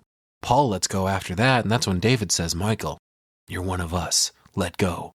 And he's like, no fucking thank you, but David insists, trying to convince him it'll be okay. He lets go too. And Michael's just fucking shaking under this platform, trying to process the apparent suicide pact he's just witnessed, and decides he doesn't want to let go, tries to pull himself up, but like you said, that ain't fucking happening. No, fuck no. He waits for the train to pass, but that's when he hears all their voices calling out to him, and he starts to lose his grip, finally slips off, plummets into this fog. And he falls for quite a long time, but then, what's this? He magically falls right into his bed. Right. Still in his shoes and leather jacket. Perfect timing, too. Fucking wake up, bitch, it's morning. Sam comes in. Fucking morning my ass. It's fucking 2 p.m. Yeah, dude. Fucking, he looks like he either just had a hell of a trip or something awfully screwy's going on here. Like, what was in that bottle, dude? Yeah, dude. Fucking Sam came in, obviously. Yeah, opens the blinds like a dick. Right. He's like, let me get those sunglasses, but fucking mom's on the phone. Yeah. It's 2:00, asshole. Get up. Yeah. Are you freebasing? Yeah, Inquiring Sam minds asks, want to know. what the fuck is going on with you, dude? Those sunglasses are sick, dude. Dude, I want some. Right. Mom's on the phone like, are you still in bed? He's like, nope, I'm up. But she asks him for a favor here. Apparently Max is making the moves on Lucy, which I'm pretty sure those names are in reference, by the way, to other vampire properties. Lucy being Lucy Westenroth from Dracula, and Max being Max Schreck, who played Count Orlok in the OG Nosferatu. Oh, okay. But I guess Max asks Lucy to dinner. So she asks Michael to stay home for the night with Sam. He's like, oh, Mom, I just made some cool new friends. I got to go eat bugs and hang on train bridges with them. He's like, all right, whatever. He does argue that Sam is old enough to take care of himself, but she's like, fuck that. You come home at all hours of the night like an asshole, sleep all day. I work all day. Sam's always alone. This is the least you could do. Fucking stay out late one night. Yeah. Jesus Christ. She says, it's been a long time since someone asked me to dinner. I'd like to go. So he finally agrees. And we cut to later that night, a couple of cool, creepy shots of the yard around Grandpa's house. And he comes down all gussied up looking for some aftershave, and Sam offers him some Windex. Right, dude. Grandpa fucking slaps some on. He's like, oh, fuck yeah, bitches love cleaning. Give me some. Yeah. Nice. He slaps some on, tells the boys he's going to drop some of his handiwork off to the widow Johnson and trying to lay the fucking Mac down. Because bitches also love taxidermy. Yeah. Sewing, right? You know, doesn't matter what kind of fabric. But anyway, he picks up a fucking stuffed dog. Where did you, on what back-ass country road did you find this dead dog to stuff, you old creep? I thought maybe it was Widow Johnson's dog. Oh, that'd be even more fucked up. You Oh, man. Poor guy. Finally died after 28 years. She Get him fucking stuffed. She buried the dog and he went and dug it back up. Like, I have the perfect surprise for her. You never have to say goodbye to old Rufus. But before he walks out, Michael asks, what did you stuff for her? Mr. Johnson? He's about to stuff her with Mr. Johnson. He's about to just stuff her. Hopefully. But he walks out. He drives off in his weird military Jeep and blows his horn that plays La Cucaracha, importantly. That'll come back later. Yeah, dude, sweet. Dog's on the passenger seat next to him. Meanwhile, Sam has given Michael what for. He tells him his joke wasn't funny. You should lose the earring. It doesn't suit you. All you've been doing is giving attitude lately. What's the deal? And Michael tells him to piss off. And fucking Sam's over here just making a sandwich for you like a good little brother. You're still being an asshole. He's fucking hungover from being a vampire real late last night, dude. Yeah, cut him some slack. God. That's when all hell breaks loose. We hear a bunch of motorcycle engines and lights flood the kitchen. The windows all burst open, pots and pans are blowing around, dogs and cats living together, mass hysteria. Nanook sure doesn't like it. He starts barking. Shit's fucking wild, dude. It's like there's 100 motorcycles outside. Yeah, it's like fucking Rocky Horror Picture Show all of a sudden. So again, you guys friends are fucking not, man. Right. You know, because right now, doing this to their house, like, terrorizing if we're them? friends, Yeah. you're not going to circle my house with your motorcycle. Be Right. fucking pissed off. Right, you know? like a fucking war party. But then, after all that, Michael, Yeah. he opens the fucking front door. There's nobody there. Yeah, no one out there, no motorcycles, just like wind blowing across the field. Right. And he tells Sam to go take his bath, and he goes to grab some milk out of the fridge. That's when he goes to take a drink. Suddenly, he doubles over in pain, spilling that milk all over the floor. And I love the way the scene is cut, because now we're going back and forth between Michael and Sam, Michael fighting for his life in the kitchen, and then Sam having the time of his life, taking a bubble bath, fucking with the dog sitting next to him, blasting Clarence Frogman Henry's song, Ain't Got No Home on the radio, singing along. But Michael comes out of the kitchen and starts to walk up the stairs, menacing as fuck. And we hear that song blasting in the distance from the bathroom, and then more back and forth. Sam's combing his hair, singing the lady part of the song in falsetto. But the closer Michael gets to the bathroom, the more upset Nanook seems to be getting. Right. Sensing danger on the other side. Absolutely. So, Michael comes into the bathroom with fucking murder in his eyes, which have now changed to this icy pale blue. It's pretty sick. Mm-hmm. And suddenly, even in this presumably hot bathroom, his breath is fogging because cold is either surrounding him or inside him. Right. And Nanook's losing his mind, fucking barking his ass off at Michael. But Sam doesn't seem to notice at first because conveniently, he's dunked himself under the water just as Michael opens the door. First of all, again, taking a fucking bubble bath, kid. A little old for that. Oh, whatever. I'll take a bubble bath right now. Fucking try me, bitch. I don't even have a bathtub. Yeah, you don't, do you? No. Weird. Huh. Sure don't. I like a nice bathtub. Yeah. I don't know. I'm like too tall for all of them, you know? Oh, that's a good point. Your Like- fucking knees like would never get Like submerged. a bathtub sucks. Your fucking poor dehydrated knees. That's why I fucking had a hot tub for a while, because like a bathtub don't work, dude. Like, okay. it'd be fucking cold. That's you fair. know. But it sounded like you were talking shit about taking baths, though, and let me tell you, baths are it's just pretty like, nice. I guess now that I think, it's just bad for me. Like this far up would be like cold. You know, I'm just. Man, I'm glad you were wearing glasses just now because you moved your arm up and your fucking tassel on your hoodie whacked you in the glasses. Anyway, so fucking Michael opens this door. Nanook fucking lunges at him, tackling him out the door, which closes behind him. That's when Sam comes back out of the water trying to see what the fuck happened. And we hear something outside, so he's freaked out. He's like, where the fuck did Nanook go? He's calling out to Michael. What the fuck's going on? Why'd you steal my dog? It's all sketch, dude. He like opens the door and it's just pitch black and it's just quiet. Yeah, the house goes totally silent. He comes out to check around for everybody.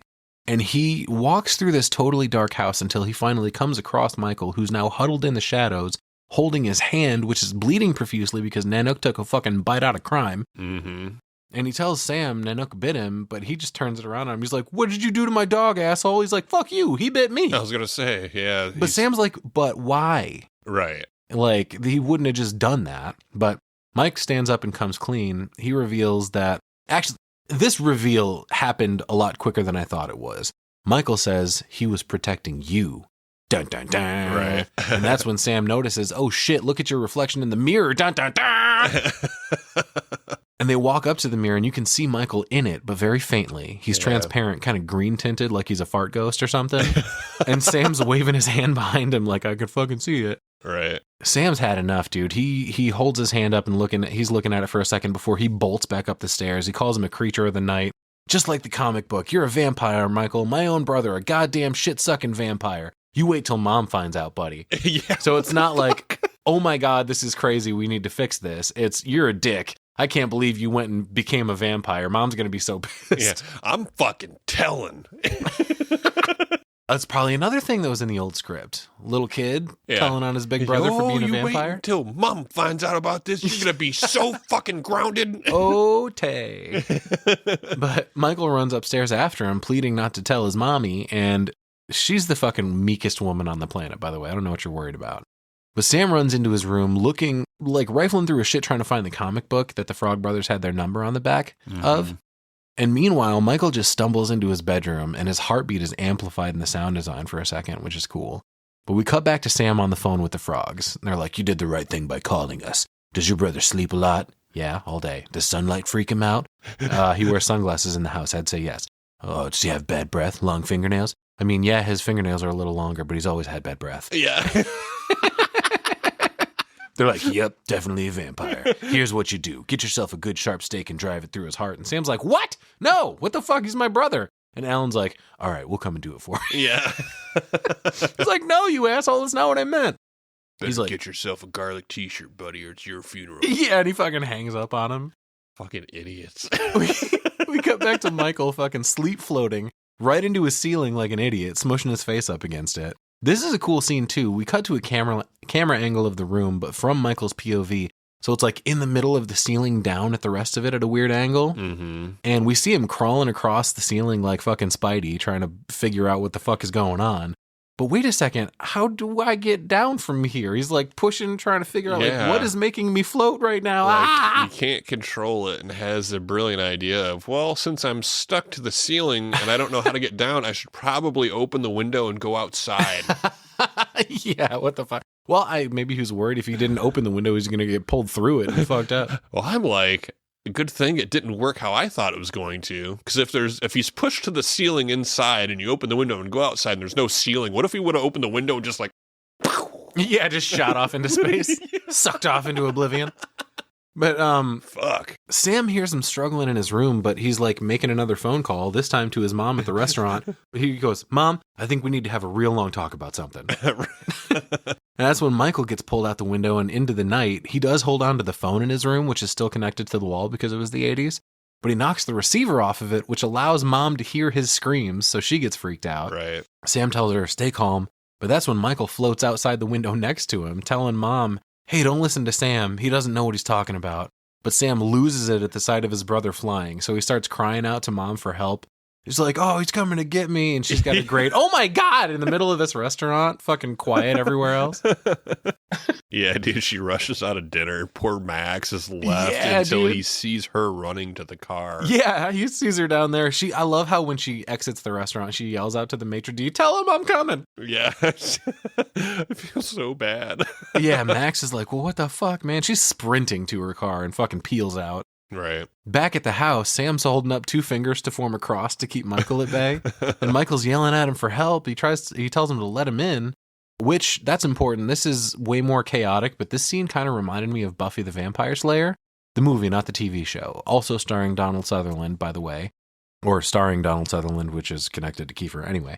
It's like that scene where I think David Arquette actually is floating outside Luke Perry's window on the second floor, trying to get him to let him in. Oh, really? Yeah, it's just the same vibes here. Nice. Michael denies being a vampire, so Sam challenges him. So what are you?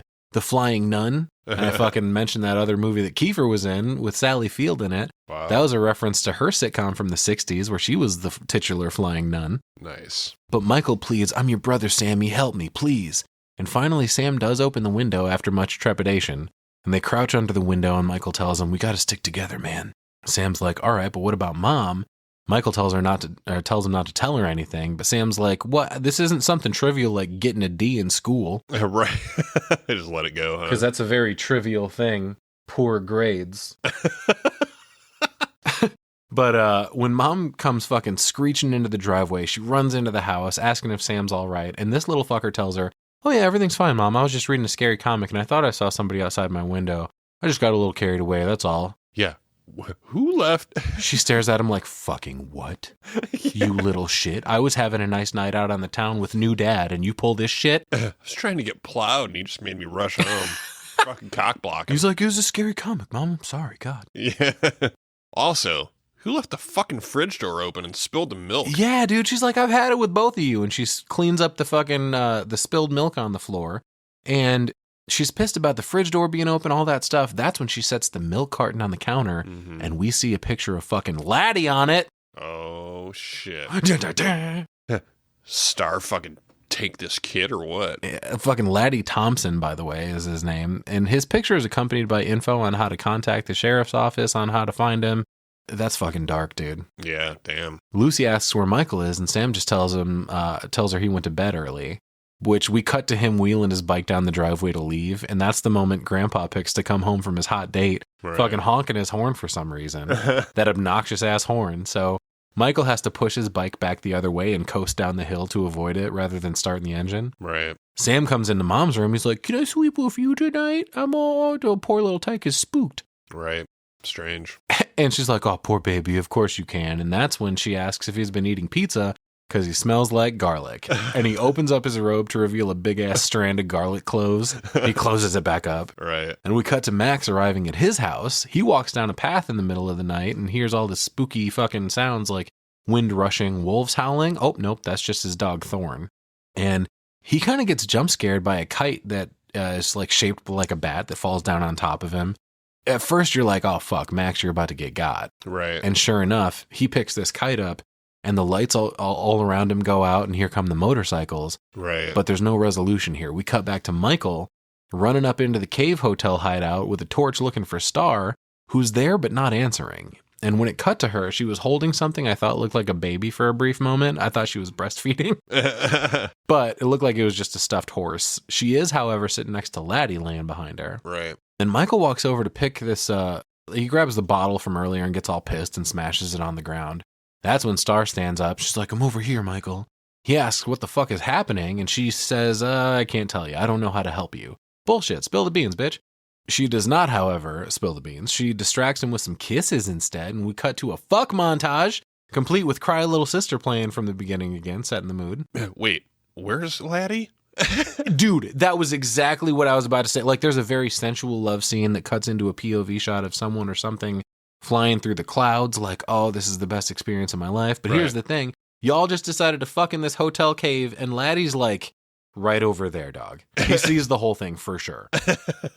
That's another thing that sucks about being a little kid vampire, though. Sucks, but you'll never have that, little dude. So enjoy the view, I guess, because you ain't never gonna fuck. Yeah, because you're not going to grow up. Yeah, basically, it was. Have you ever seen Interview with the Vampire with little baby Kirsten Dunst? She gets turned into a vampire as a kid, like fucking, I don't know, 10, something like that. But then later, her person is maturing, even though she's in this little kid body. So she's like trying to fuck Brad Pitt later, and he's like, "That's not happening, baby Kirsten Dunst."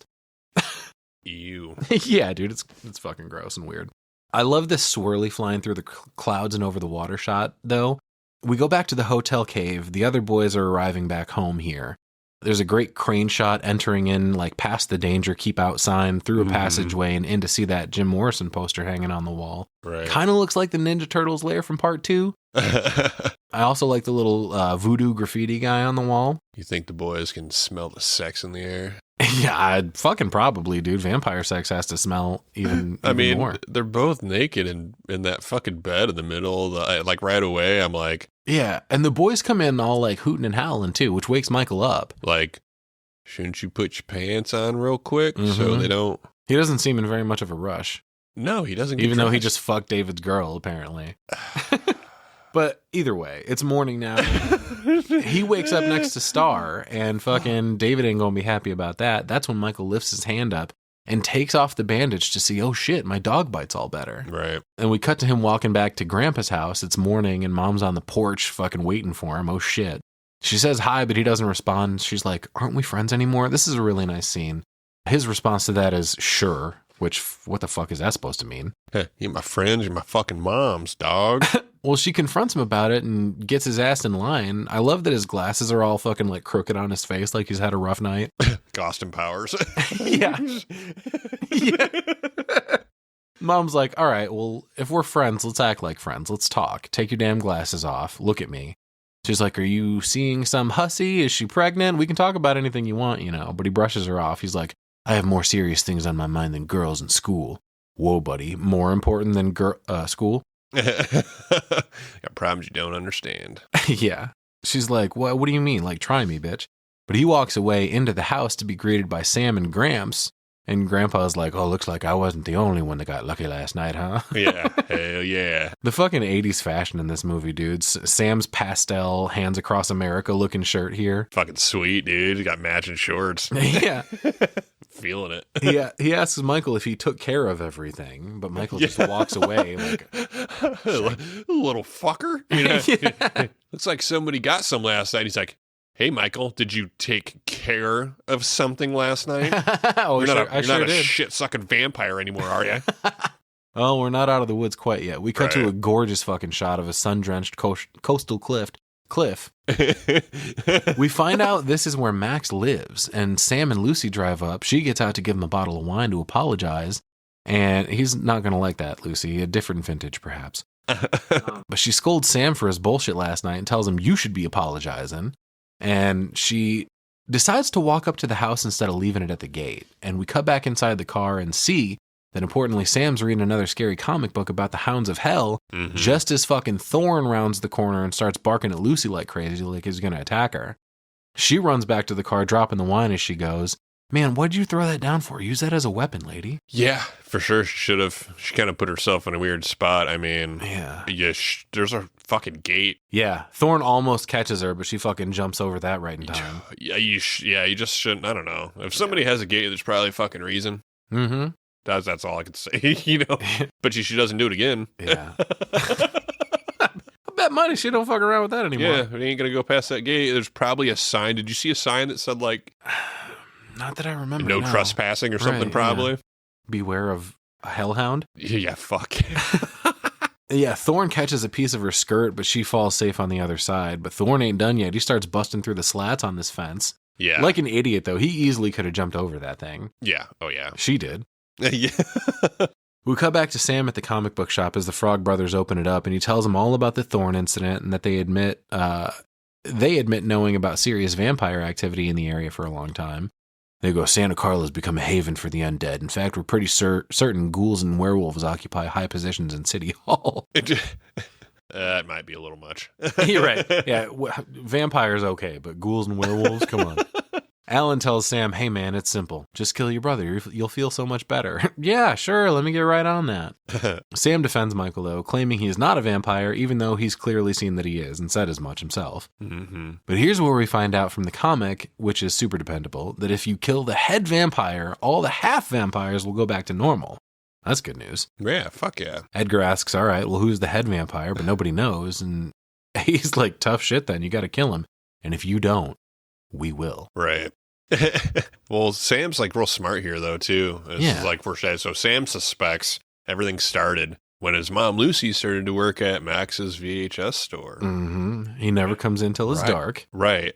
The dog who chased my mom was his. Right. With the fucking hellhound bullshit. Right. So is my mom dating the head vampire? Yeah, I don't know. They also mentioned that the vampire requires a daytime protector, and I was like, oh shit, yeah, like what's his face in Fright Night? Mm-hmm. The guy that's always kind of watching his house, who's not a vampire, Right. who can watch out for the vampire. But yeah, Sam often says that often the hounds of hell are employed for this purpose. Right. And this is where Sam gets the bright idea. Hey, if my mom's dating the head vampire, you guys could nail him and save Santa Carla. Fucking truth, justice, and the American way triumphs.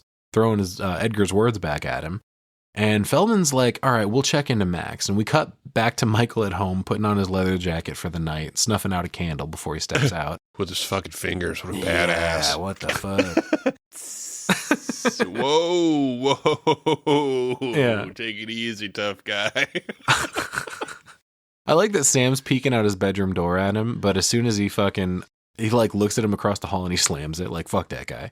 Michael walks away and downstairs, and Grandpa comes in telling Lucy, oh, dinner smells good. What's for food? What time are we eating? She says, oh, I told Max 8 p.m. And he's like, oh, fuck, you invited him over? We're having company again? Mm-hmm. Grandpa's not a big fan of that. And she's like, you haven't had anyone in this house for 8 years since Mom died. And he's like, well, yeah, that's because he's always fucking swooping over to Miss Johnson's house, first of all. She must have better snacks. But yeah, he's like, yeah, we're going to have company again. And Michael walks through the living room on his way out the door. Mom calling out to him saying, hey, I want you to meet Max. And he's like, no, thank you. I got shit to do. And he leaves, but unfortunately, right when he opens the door, Max is standing there. Right. Introduces himself. Now, wait a minute. Didn't he get got in that scene before? What's going on there? He's like, you must be Max, who tries to be friendly, but Michael kind of ices him out. He's like, well, you're the man of the house, and I'm not coming in until I'm invited. Oh, you might fuck up. You're invited. Well, here's the thing. He's not the man of the house. Grandpa is. It's his fucking house. Right. Yeah. True. Michael's like, yeah, you're invited. And Max walks in. We get a quick shot of Grandpa eyeballing him from his fucking taxidermy room, like he's onto him. But Max walks in to greet Lucy with a funny line. Is it all right for the guests to see the food before dinner? And he's like, no, you're thinking of the groom seeing the bride on the wedding day. He's like, oh, I always get those confused. He gives her some flowers saying Thorne sends his apologies. And she's like, oh, well, tell him I'm walking again. And he says Thorne will be a good boy if you promise to come back. And he leans in to plant a big awkward kiss on him, on Lucy. Little hesitation. She's into it, though. She fucking, unfortunately, that gets broken up by Sam walking in saying, hey, these are my dinner guests. And here come the fucking Frog Brothers. Oh, shit, dude, this is a sting. Oh, this is all funny, though, because she's kind of like, oh, well, you didn't tell me that you were bringing guests. And Yeah, he did we tries talk to about this? he tries to be like, well, we can go eat some peanut butter out of the jar in the kitchen, you know? Yeah, yeah. But woe is me. Fucking, I guess Right. we don't have to eat your delicious food you just made. We can get out of your hair if it's an inconvenience. She's like, no, there's enough for everyone. Pretty funny.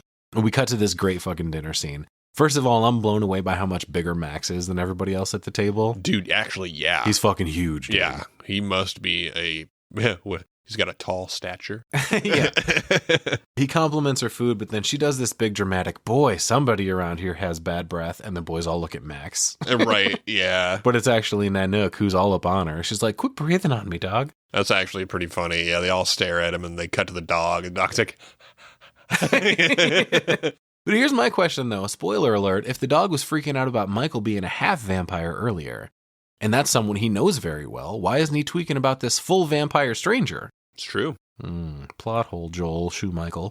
Sam sends the dog upstairs and offers Max some Parmesan cheese that he grated himself, and Max dumps some on his plate, but it's clearly mostly minced garlic. Dude, a shit ton, too. Yeah, and he reacts to it immediately. The boys think they got him, but he's only coughing because, yeah, it's a shitload of garlic all of a sudden. That would fucking be quite a thing to... Right, yeah. He says, no, I like garlic. It's just a little much. Yeah, and it's raw. Yeah. Fuck yeah. So Sam grabs a glass of water from the table. He's like, here, quick, drink this. But he just splashes it all over Max's dick. It's this holy water, right? Laser beam right into the, yeah, He throws I holy guess water. it must be holy water. I don't know who it's blessed by, but... He throws holy water on his crotch, I believe. Mm-hmm. Lucy wipes his stomach, but we see where that water went. Right. Right on his little wooden stake. Sam's like, does it burn? Max is like, no, it's fucking water. It's cold, you idiot. Right. And that's when the boys all nod at each other. Edgar stands up to cut the lights in the dining room while Alan snuffs the candles on the table, plunging the room into darkness. Sam tells Mom it must be a circuit breaker and runs over to tell the Frog Boys, oh shit, Max isn't glowing. Is that a thing? Are vampires supposed to glow? Fuck. I don't know. According I thought to they shimmered. Twilight, I guess. Yeah. I thought they shimmered. Right. But the other funny thing is when they turn the lights back on, they scare the shit out of Max by holding a handheld mirror in front of his face. Right. Oh, no dice there either. He totally has a reflection. Fucking cue the MJ music. Let's go ahead and call this a successful vampire test, huh? Yeah. Fucking dumbasses. Well, Lucy grabs the mirror. She's like, all right, that's enough. What's going on? And that's when Max chimes in with, oh, no, I think I get it. And he turns to Sam to say, look, dude, I'm not trying to replace your father. No, that's not the message here. He's like, I don't want to steal your mom either. I just want to be your friend. And he very Again, it's a talk that you would have with a much smaller child. Right. You know what I mean? That's why it all feels weird here. Well, it would still be relevant for him, but he just, kindly says goodnight and excuses himself like a polite gentleman. And everybody feels like shit now, like, we fucked up. And Lucy chases Max out to apologize, which that conversation should end like, yeah, maybe the universe is telling us this isn't a good idea. Right. But she walks to the door apologizing for Sam's behavior. I swear he's usually not like this, but yeah, you don't usually bring dudes home either, so how do you know? Hi, Lucy. I mean, Lucy. Max insists right here, kids his age need discipline or they run all over you. Don't worry, babe, I can fuck them up real good for you. I got this. But she insists, oh no, he doesn't run all over me. And he smiles at her like, shh, sure thing, crazy lady. Asks for one more try, dinner at my house tomorrow night, and I'm going to cook. Gramps gives him another suspicious look as he leaves, and I noticed Grandpa did not join them at the dinner table after he was all excited about it, but he's got his plate in his little taxi shack eating it by himself. We cut back to Michael at the boardwalk and some fun Calliope music playing here. He walks over to David and grabs him up by the jacket and he's like, hey, motherfucker, where is she? And David's like, look, man, if you ever want to see her again, you better come with us, talking about Star. Mm-hmm. And we cut to the group arriving at this little beach party scene on their bikes. They fucking hide behind a tree to spy on some surf Nazis listening to Aerosmith and Run DMC. Right. And these guys are drinking and dancing around the fire, singing along. That's when David calls Michael's attention to what's about to happen. He's like, you don't want to miss this. And Michael joins the vamp camp over by the tree. David says, initiation's over, Michael. Time to join the club. And the whole time he's talking, his face is shrouded in shadow, but that's when he leans forward into the firelight. And now his face is fully vamped out. Right. Great makeup and contacts here. Fuck yeah, dude. Yeah, Michael starts freaking out, looking at the rest of the group now in full vampire form. Yeah, we finally get it's the reveal, kind of, you know. Mm-hmm. I wanted to note that California vampires have fangs next to their two front teeth instead of their canines. Yeah, I did see that. It's like, you got the two front teeth and then the ones right next to it. And then, one, two, Right there, yeah. three. Okay, so the in between the canines and the incisors are these California vampire teeth. Right. Yeah. Yep. They all start laughing and growling. The music amplifies. And of course, they all swoop down on these surf Nazis, killing them all. There are a couple of really great shots in here where, yeah. Kiefer biting right into the top of a dude's bald head, blood squirting everywhere. Yeah, it's nasty, dude. There's a quick shot of somebody fucking scalping another dude. Yeah. What the fuck? It's all very quick cuts, but it's pretty striking. The skull bite is sweet, dude. It's Yeah, like fucking fountain, blood fountain shoots up. Yeah, dude, all the makeup and stuff here. This fucking movie rocks, man. Yeah, and this is where Michael starts to vamp out too, seeing the blood. Yeah. Oh, yeah. He's like fighting his urges. Yeah. The vampire gang all throw the bodies onto the fire and the flames turn blue. That's pretty sweet. Mm-hmm. Yeah. Yeah. Why are the human bodies turning blue flames? Because they're infected with vampire blood now, I guess. I don't know. But finally, Michael falls out of the tree and the boys all gather to congratulate him on passing fucking semester 1 of vampire class. David's like, now you know what we are and you know what you are. You'll never grow old, Michael. You'll never die, but you must feed. Fucking sick, dude. Yeah. He wipes some blood off of his chin. Back at the house, Sam wakes up in bed wearing a sleep mask and a shirt that says Born to Shop. All right, cool, Yeah. man. Okay. He wakes up and gets jump scared by this taxidermied great horned owl that apparently Grandpa set next to his bed in the middle of the night as a gift, as a prank. I don't really know. You never can tell with Grandpa. Right. But he's like, man, I wish Grandpa would stop giving me these stupid things. And he takes it to his closet just like the beaver. But this thing is pretty sick, dude. Its wings are spread as if in flight. Grandpa honestly does good work. Gives Norman Bates a run for his money. Just the whole closet's full, though. Yeah, dude. Maybe Grandpa would stop giving them to you if you stopped hiding them. Maybe he thinks you're losing them, so he wants to keep replacing them. Because Sam opens this closet and there's like 30 random animals stashed in here. Fucking raccoons, fish, birds, beavers. Fucking too much. Is Grandpa doing this for everyone, or does he just really like Sam? He's just fucking with him, though. He goes to close the door and boo, jump scare. Michael's standing right behind it all of a sudden. He's like, I know who I am now, Sammy. And Sam pleads for his life. He's like, look, I'm basically a good kid, so just don't kill me. Yeah, ridiculous. And he wants him to tell him who the head vampire is, but before he gets a chance to answer, we hear Star yelling out to Michael from outside. They open the window saying, she's like, oh, I need to talk to you. Michael refuses. He tells Sam, lock the window, and she's like, fuck that. She flies up to it. And I love Sam's lines here. He's like, is she one of them? Oh, yep, she's one of them. Fuck yeah, she is. And he says, don't tell me it doesn't make her a bad person, and he hides under his covers. And here's where Michael confronts her about everything. You know where David took me tonight, don't you? And she's apologizing and admits it. She's like, if you hadn't met me, if I hadn't liked you, I tried to warn you. And then meanwhile, Sam's like, who the fuck is David? Yeah. Yeah, what kind of story? Who are these people? Yeah. Michael finally puts the pieces together. He's like, it wasn't wine in that bottle, was it? It was blood. Oh, fucking yeah, dude. She literally told you. Yeah, David's Also, blue. could you not tell by the taste? Yeah. Your taste buds are fucked, my dude, if you think blood tastes like wine. Michael discerns that it was David's blood. And she, Sam comes in again like, oh, are you crazy? You drank somebody's blood? And he goes, I'm just like David now, Star. But she argues, no, you're like Laddie and me. You're not one of them until, and Sam interrupts, until you make your first kill. Oh, shit. And Michael's like, why didn't you kill me, Star? And she admits, well, I was supposed to. That's what David wanted, but I couldn't do it. You're just too goddamn sexy. And Mike's like, oh yeah, why is that? Because you care so much about me? She's like, well, yeah, but he's like, fuck you, man. You did this to me. why are you here? What do you want from me? And she says she wanted to find out if you would help with Laddie and her. But she's like, oh, it gets harder and harder for me to resist. I just wanted to tell you it wasn't too late. And Michael laughs at the like, oh, me help you line. He's like, oh, that's rich. Right. But that's when she flies out the window and Sam runs over like, don't kill anybody until we get back to you.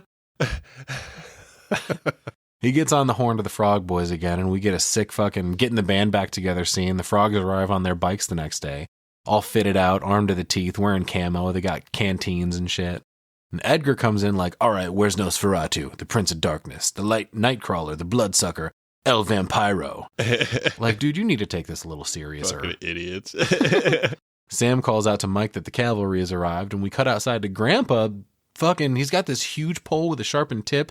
I thought he was burying it into the ground like a fucking punji stick in Vietnam. Oh, he's like fucking putting up a fence. Yeah, You yeah.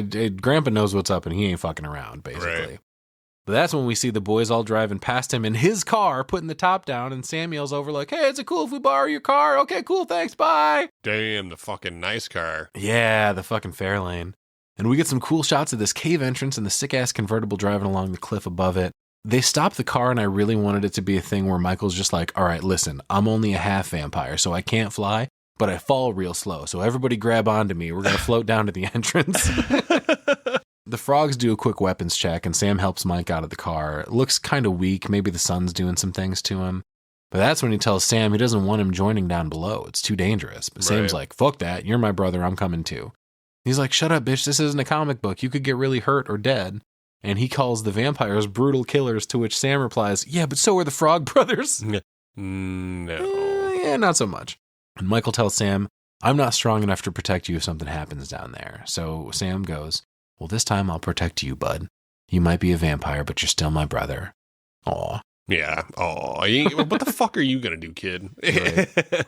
Feldman ruins the moment, though. He's got such a talent for doing so. He yells at Michael, just know, if you try to stop us or vamp out in any way, I'll stake you without even thinking twice.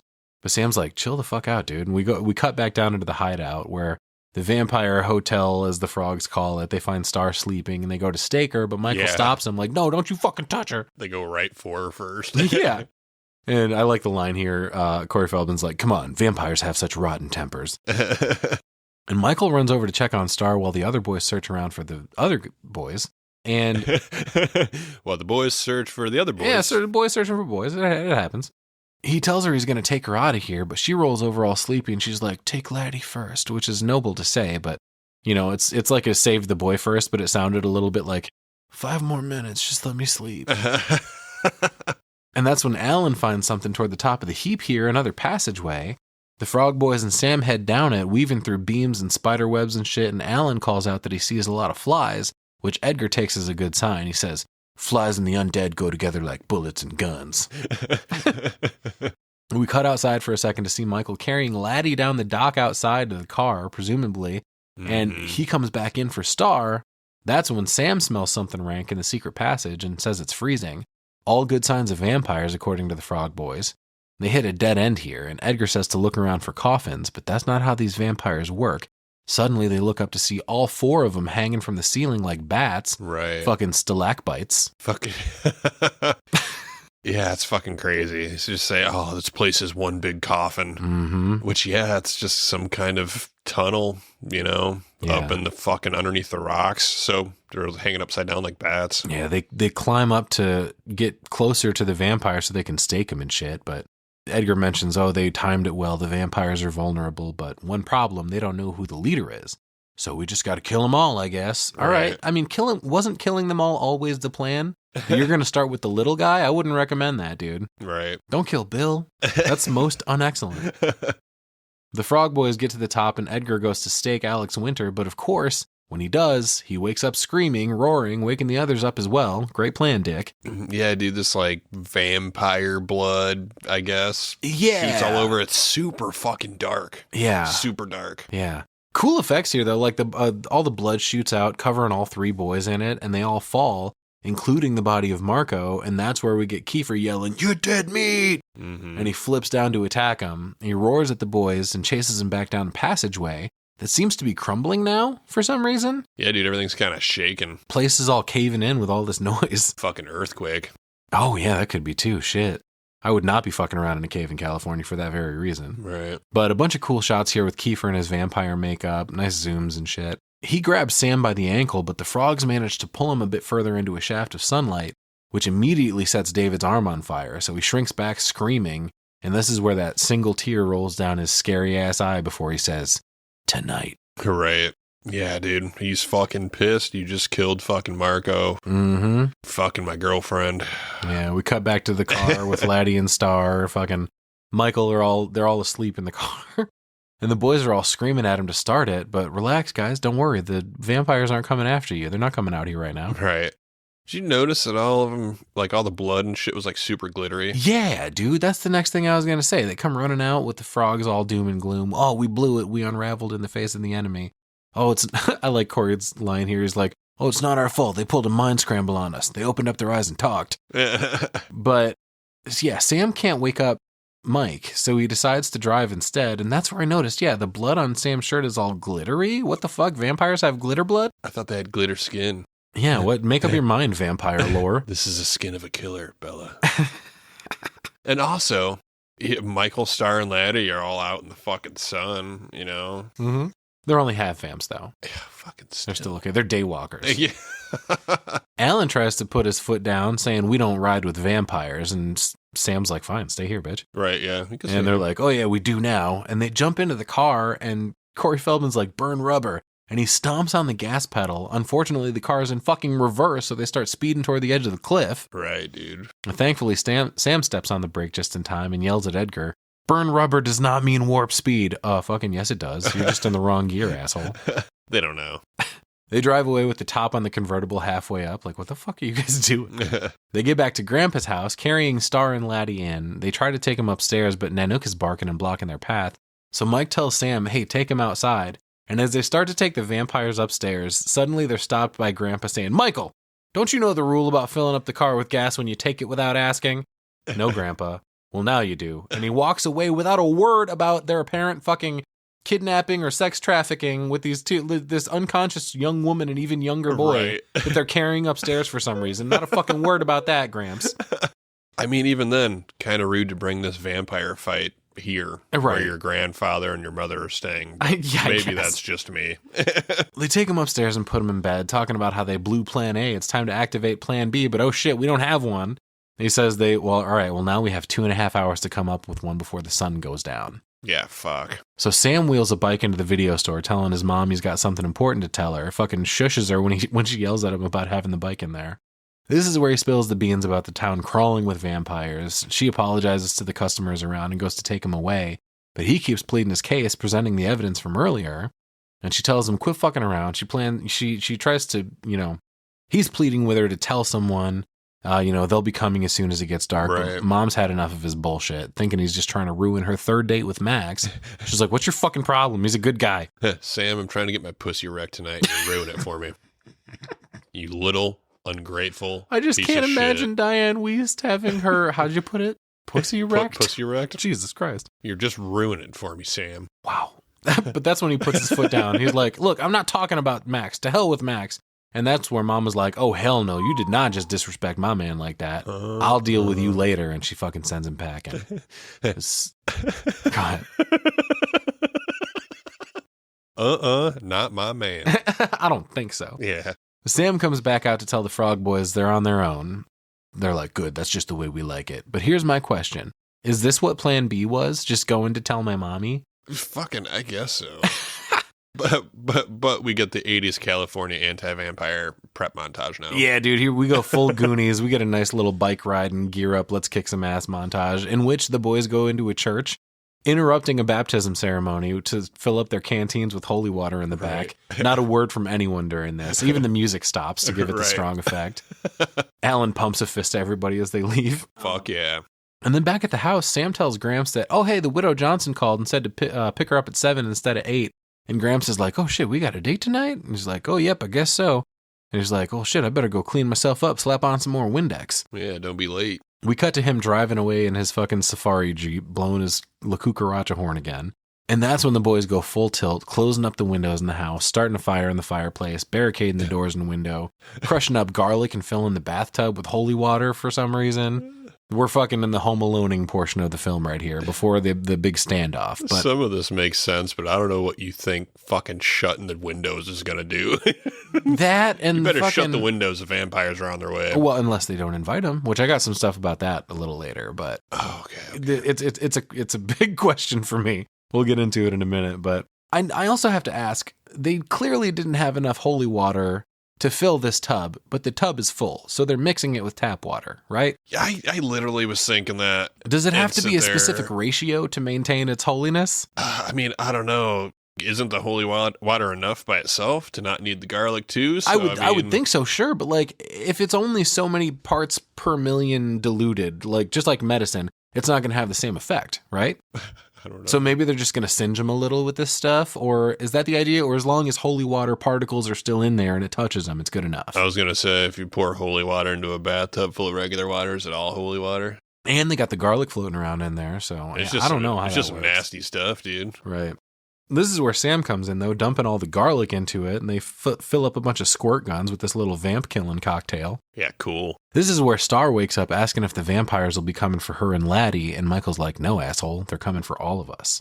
She wakes up Laddie, and we cut back to the boardwalk as the sun sets. Some really nice golden hour shots here, transitioning into some really nice shots of the vampire hideout as they wake up. And I love their little prosthetic bat feet as they hang. It's fucking goofy, kind of. Little gargoyle feet. Yeah, there's a close-up of those. And then David drops off, and they fly back out into the night, which is clearly the same shot from earlier, but in reverse. At first, I was like, wait, why are they flying out backwards? But no. When we get out to the water, it's really obvious. The tide and waves crashing does not look natural. They just recycled that shot and played it backwards. I didn't even fucking notice. But they fly over the boardwalk and right over to Max's house. That's interesting. Yeah, weird. That's where we cut inside to Max and Lucy having dinner again. A little more successfully this time. Thorne barks at something outside. Max asks Lucy what's wrong. She jumps pretty hard at the bark, and she's like, oh, nothing, just old memories, talking about Thorne attacking her before. And he's like, no, that's not it. You're really jumpy tonight. Tell me what's up. And that's when she tells him, oh, it's that crazy Sam. He told me the craziest thing at the store earlier. I'm sure it was just imagination, but, and we're supposed to get the idea that this is where she tells him, he apparently thinks there's goddamn vampires all over this town. Yeah. But we don't get to hear what she tells him before it cuts back to Grandpa's, where Nanook is guarding the place outside. And in the dining room, Edgar tries to explain to the group that conveniently, when a vampire dies, it's never the same as another. Some yell and scream, some go quietly, some explode, some implode, but all will try to take you with them. Which, like... There's a vampire sitting right next to him. Laddie's in the shot. Yeah. Just... She's talking about killing vampires while you're sitting with a vampire. I mean, whatever, dude. They're only half vampires, and there's still a chance that they could unvamp themselves. Maybe. It's so fucking weird. Why is Laddie and Star not full? They've been hanging out with David. They haven't killed anyone. Oh. That's when the full transition happens. Okay. Yeah. So, but are they saying like something different happens every time you kill a vampire? Is that to explain away the variety in the vampire deaths? Because like it just gives the production effects and editing departments like room to fucking move a little bit, you know? I guess so, yeah. Well, we cut back outside to see the wind picking up. Nanook's starting to whimper at something, and of course we get that POV shot high in the sky floating over Grandpa's house. They're here. And then Sam hears Nanook barking outside, and he's like, oh shit, I left the dog out there. And he runs to go get him, and you know what? Fucking let him go. Just like the stupid girl that runs out after the dog in the Dawn of the Dead remake. They fucking made their beds, dude. Let them sleep in them. Right. But of course, no. They all go running out to stop him. Sam runs all the fucking way across the yard to untie the dog, but he's struggling. So Michael runs out to help him. That's when Star sees the fucking vamp squad up in the sky and screams, they're coming! But Mike and Sam come running back to the house, and of course Sam has to trip halfway there. They just barely make it in and close the door. Now we finally made it to our big showdown, and the Frog Boys take Star and Laddie upstairs to safety. That's when Dwayne comes crashing up through the fireplace and swings toward him on the chandelier, kicking Michael in the face as the fucking chandelier comes down crashing, damn near starting a fire. Swings in on a chandelier like fucking Jack Sparrow. Yeah. Upstairs, as soon as they get Star and Laddie into the room, Edgar just wants to fucking off him, dude. Oh yeah, dude. That's fucking, that's pretty funny too. Yeah. Just kill these two. They're just gonna fucking turn anyway. Yeah, they start chasing them through the upstairs until Paul pops out from behind a door like, surprise, bitches! And he stomps toward them all pissed off about Marco. And they lead him into the bathroom where he looks down to see the tub full of water and garlic. And he's like, oh, that's a myth. Garlic doesn't work, you idiots. But that's when Edgar says, try holy water, death breath. And he splashes him in the face with some, which singes into Paul's face, smoking like crazy. He's screaming, but it doesn't kill him. So he starts to lunge toward the boys again. Suddenly fucking Nanook rushes into this bathroom and knocks him over into the bathtub. Fuck yeah. Fuck yeah, puppy power. He had like a Freddy kind of thing going on from that first splash too. It A was kinda little cool. bit, yeah. Like definitely not anything identical, but just kind of, No. I kind of thought 80s, you know? Oh, for sure. But Paul meets his demise here. He's totally submerged, sinks into the water for a minute, but he pops back up to show his skin melting off of him, Yeah. turning him into a skeleton. And then, holy fucking shit, dude, the water in the tub drains. And suddenly the pipes all over the house burst open with fucking garlicky blood fountains. Yeah, dude. Fucked up the plumbing. What the fuck? Every sink and toilet explodes in this fucking house. It's insane. The kitchen is fucking a murder scene all of a sudden when nothing's even happened in there, but... There's be glitter everywhere. Oh God, I didn't think about that. It's going to be so glittery. Also, what are you going to tell Grandpa when he fucking gets home? You're in there fucking dicking around, and now all of a sudden... Yeah, you hear La Cucaracha, and he comes in like, what the fuck? It's not like you broke a window. A couple boys messing around, you know, kicked a ball. I broke would a much window. rather have them break a window than all the fucking plumbing in my house being destroyed. You have to completely replace all of the plumbing in this house. Oh my God. Well, back downstairs, Sam tries to wake Mike up, but nothing doing. He grabs a lamp to look around the room. That's where Dwayne pops up and grabs him by the head, picking him up and flying him toward the ceiling. Fucking high-ass ceilings in this place. Yeah, this is crazy. This whole scene's in the fucking dark, too. There's like a red fucking light, and that's it. Right. Luckily, Sam has that handy-dandy squirt gun, and he shoots Dwayne in the face with it, forcing Dwayne to drop Sam and grab his own face. Man, that holy water sure did come in handy. Yeah, no shit. Luckily. Sam runs over to grab his bow and fires an arrow into Dwayne as he goes to fly toward him, and Dwayne falls, seemingly unconscious, but when Sam approaches to check, Dwayne stands up. He's like, you missed, sucker. And the Booker T music starts playing. But that's when Sam pulls out another arrow and says, only once, pal. And boom, right into his heart, putting him down too. And he's got a pretty spectacular death. He's got this really high-pitched scream, and he goes flying backward into the stereo, getting electrocuted on top of the fucking wood in the heart. Mm-hmm. And he tries, he's just frying on this fucking stereo for a minute, eventually exploding. And Corey Haim gets the fucking death by stereo, which begs the obvious question, where's David in all this, dude? We haven't seen him at all yet. Right. The boys run past the kitchen seeing the chaos of the busted pipes in there, and they go to run upstairs, but peekaboo, here he is. David pops out from the shadows, hanging down upside down from the rafters, knocks Michael back down the stairs, separating the brothers. Right. And he swoops down in that vampire POV, scratching Michael's cheek. Upstairs, the frogs pounce out on Sam with their water guns, thinking he's one of them. But hey, calm down. I nailed one of them downstairs with a bow and arrow. And they're like, all right, they're fucking congratulating each other for a minute. They're like, yeah, we trashed the one that looks like Twisted Sister.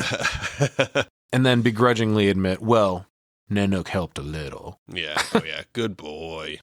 We cut to a shot of Laddie fucking vamping out while the boys hype themselves up on their supreme vampire killing prowess. We are awesome monster bashers. And right in the middle of that, Laddie pops up through the fucking mattress, screaming and scaring the shit out of him. He jumps out and runs over to the corner, and honestly, this might be the scariest vampire makeup for some reason. Yeah, it's pretty unsettling just because he's a little kid, you know? I guess it must be, yeah.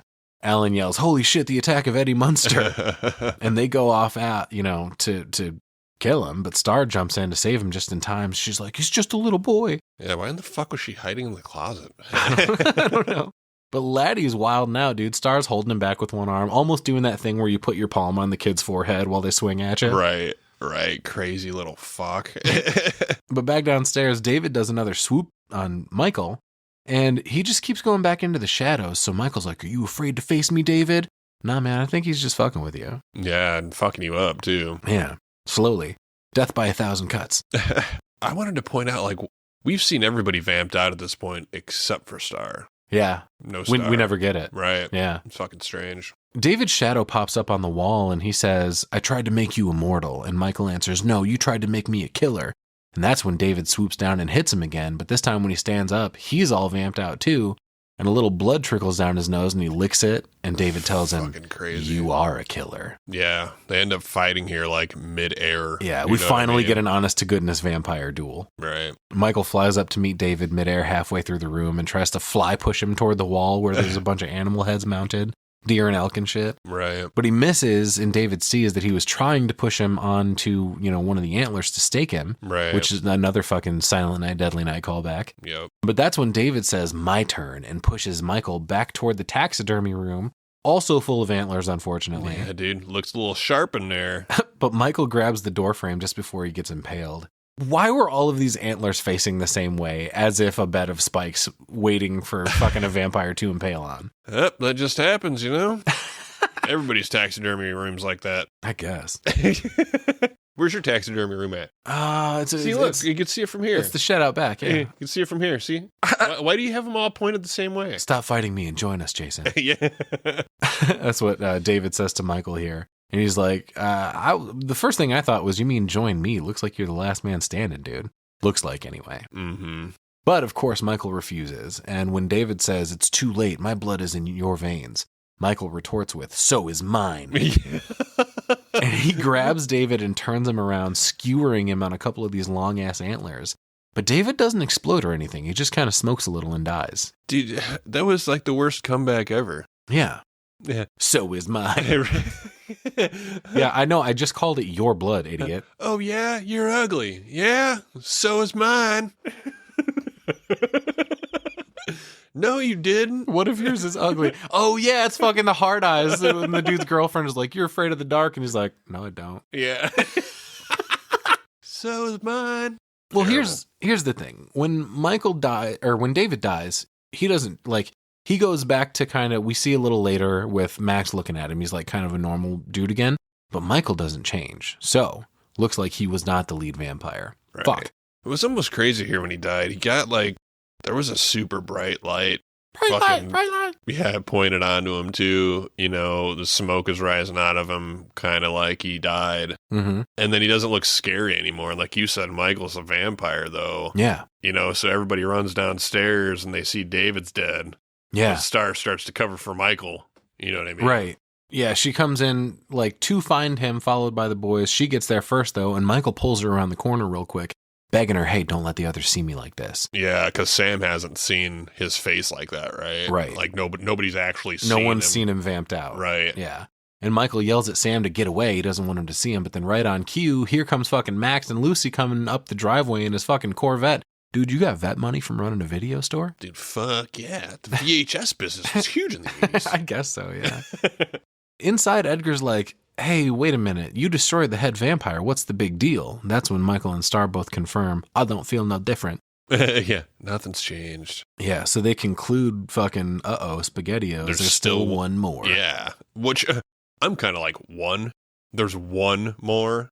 How do they know it's just one? How would it only be these Turns out guys? they're right. There had to have been Yeah. others. You said earlier that Santa Carla was teeming with vampires. How Right. could it only be one only- more? Yeah, But it's maybe it's just the head vampire of this unit. You Right. know what I mean? right. Mom runs into the house calling out to her boys and sees the fucking chaos. She's like, oh my God, what's happening? Sam tries to explain, bringing up the food fight that he and Michael got into last year. Hey, you remember this? This is kind of like that. Yeah. But Max has another agenda. He stomps over to the taxidermy room where he finds David's corpse, looking like a real boy again. And Star and Michael just kind of watch his reaction from the shadows and let him walk away. Yeah. That's where he confronts Lucy, apologizing, telling her, oh, I'm sorry, this is all my fault. Whatever do you mean, Max? Yeah. Fuck. He takes off his glasses and sheepishly apologizes for David and his boys misbehaving. I told you, boys need a mother. Yeah, Sam's like, I fucking knew. Well, he didn't say fuck, but Sam says, I knew it. Yeah. And Lucy's like, dude, what are you fucking talking about? And that's when, Sam accuses him of being the head vampire again. Yeah. And Star confirms, oh, you're the secret David was protecting. Alan's like, but wait a minute, you passed all our vampire tests, to which Max replies, don't ever invite a vampire into your house, you silly boy. It renders you powerless. So, the reflection thing, the holy water, the garlic, none of it works on you if you're invited in? Holy fucking loophole, Batman. I have so many questions. Like, A, that means you can have a human friend invite you to their house and you can enjoy all the pasta and pizza you want, totally consequence-free. You can even wash it down with some holy water if you want. Have a nice shave in the mirror because you can see yourself. Yeah, I don't know. Strange. Also, how was it that the other vampires were able to come in without being invited? I guess we're working with different rules than Fright Night. I thought that they couldn't come in at all until they are invited. Yeah, I don't know. I guess that's why Max wouldn't come in. Yeah. Then he could have came in, but then if they would have did that test shit on him, it would have fucked him up. Oh, maybe that's the idea. He's got to be invited to be okay. Once you're invited, all that shit don't work anymore. Gotcha. Which is strange too, but hey, we talked about it. Crafty, Max. East Coast vampires versus California vampires. Yeah. Don't have to get bit to be one either. Right. So Lucy's fucking flabbergasted, mostly reacting to, hey, who are all these new people in my fucking house? Has everyone gone crazy? Have I gone crazy? Right. And I love Sam turned into Edgar here, and he's like, did you know that about inviting the vampire into your house? And Edgar's like, of course we knew that. Everybody knows that. Yeah. This is where Max explains, I was after you all along, Lucy. And that reminded me of the line from Dracula, I've crossed oceans of time to be with you. But it turns out he was looking for a hot little vampire mama, and his plan was to turn Sam and Michael first. That way she couldn't say no, but it kind of backfired. It would have fucking worked, though. Yeah, it was all going to be so perfect, Lucy. Just like one big happy family. Your boys and my boys. And that's where fucking Edgar's like, great, the blood-sucking Right. Brady Bunch. That's where Max turns around to reveal he's vamped out now, and he tells Lucy, I still want you. I haven't changed my mind about that. He flicks a little tongue out like a pervert. Said it's almost comical right here, but only for a second. Yeah. Because then all of a sudden Max looks scary as fuck, I think. Yeah, dude. His makeup's good too. That's when Michael steps around the corner saying, I didn't invite you this time, Max. Dun, dun, dun. Yeah, Lucy and everybody gets a glimpse of fucking vampire Michael here. Mm-hmm. And they have another little vampire fight for a minute. Max just kind of throws Michael into the rafters, though. Dude, Max's laugh here, you can tell they made it all low. Yeah. It's like, whoa, it's just fucking crazy sounding. Yeah. Star comes charging at him with a big pole. All the kids come up to attack Max, but he shoves them all back. This is where Sam runs up to keep him away from Max. You leave my mommy alone. Right. But Max just puts him in a headlock, which makes Lucy vulnerable. He reaches a hand out saying, it's so much better if you don't fight. Right. But she takes his hand, and he comes in to fucking bite her neck. But hallelujah, right on time, we hear that fucking La Cucaracha horn sounding one last time as Grandpa comes crashing in through the wall in his Jeep. That spike he was making earlier affixed to the front of it, Right. which Michael sees, so he jumps down to push Max in front of it, impaling him right through the chest and sending him flying back into the fireplace, erupting in a huge plume of flame. That was a very quick Michael. He got woke up by Gramps' horn because he was knocked out from being thrown 10 seconds ago. He's half vamp now, dude. He's fucking his faculties are sharpened. And all one swoop. Okay. There's a giant fireball here. It's awesome. Smoke pours out everywhere from it. Everybody's coughing their lungs out and congratulating each other, hugging and shit. Right. Laddie runs down all normal now, and Star wraps him up in a big old hug. Speaking of which, Michael pops up asking if everybody's okay, and his face is back to normal now too. And we just look around at the rubble that was this house. Yeah. Sam and Lucy's faces are all black from the explosion and shit, dude. Edgar leans over to Alan asking, hey, how much do you think we should charge him for this? Right. And that's when Grandpa crawls out of the Jeep, walks over to the fridge for a root beer, and he fucking drops his line here. One thing about living in Santa Carla I never could stomach. All the damn vampires. So you knew the whole fucking time, Grandpa? Hey, he said at the beginning, you know. I mean, he did. You could give me a little more as information that could have come to my attention yesterday. But cue the music. That fucking People Are Strange cover starts playing. We cut back. We fade to black. Credits roll. I love the way it fades out with everybody looking at Grandpa like, what the fuck? What did you just say, dude? But we out. A couple shots, shout outs from the credits. Like I said, Alex Winter credited as Alexander Winter. Ain't you fancy? We also get Timmy Capello, not Tim. And I already mentioned Nanook played by Cody, Thorne played by Folsom. But yeah, dude, we're fucking donezo. What'd you think? Fantastic movie. This movie rules. Yeah, dude. I wouldn't change anything. I mean, it's shitty in the right areas. It's fucking perfect 80s. And like I said, I usually don't like anything vampire. bad in this is good bad. Yeah, all of it. It's all fantastic. Even the plot holes. It's fine. Yeah. It's fine. It is what it is. It's 1987. It's fucking California vampires. Just shut the fuck up and have fun. Exactly. I loved it, dude. Oh, yeah, man. It's not exactly my favorite type of horror movie, but for what it is, 10 out of 10. Yeah, for sure. Absolutely. Love Wow, 10 out of 10. Holy For shit. what it is, like I said, it's not my favorite type. You know, I prefer the gorier stuff and whatever, but just overall for what it is, I don't think there's anything wrong with this movie anywhere. It's Hell yeah. fantastic. Cult classic for sure. 75% on Rotten Tomatoes. Fucking critics give this about a 6.4 out of 10, 63 out of 100 on Metacritic, A- on Cinema Score. Roger Ebert gave it 2.5 out of 4 stars. He said it was a good cast, style over substance, and ambitious entertainment that starts out well, but ends up selling its soul. It's fucking fun. Everything's fun. Variety had a little bit of a different take on it. They said, a horrifically dreadful vampire teensploitation entry that daringly advances the theory that all those missing children pictured on garbage bags and milk cartons are actually the victims of blood-sucking bikers. Yeah, sure. So not as positive on it, I guess. It's a fucking story, you know? But this won a Saturn Award for Best Horror Film, credited with shifting depictions of vampires in pop culture to a more youthful, sexy appeal. But Yeah. I mean, for my money, that's Fright Night. Yeah, I mean, and that's the thing too. Like I said, I like Fright Night too, but it's just apples and oranges. Right. They're both fruits. You know what I'm saying? Sure. You know, they're both about vampires, but like I said, California vampires, dude. Hell yeah. Drink a little blood to turn, I guess. I guess, yeah. Yeah. Budget of $8.5 million on this, a box office return of $32.5, so they did pretty well. We do have a couple of sequels in this franchise, The Lost Boys, The Tribe from 2008, Oh boy. and The Lost Boys, The Thirst from 2010. Oh boy. Corey Feldman returned for both of them. Apparently in Oh, that first one, there's a cameo boy. by Corey Haim, and Kiefer's little half-brother Angus played the lead vampire. I don't know that I want to even look at that. Yeah, probably not.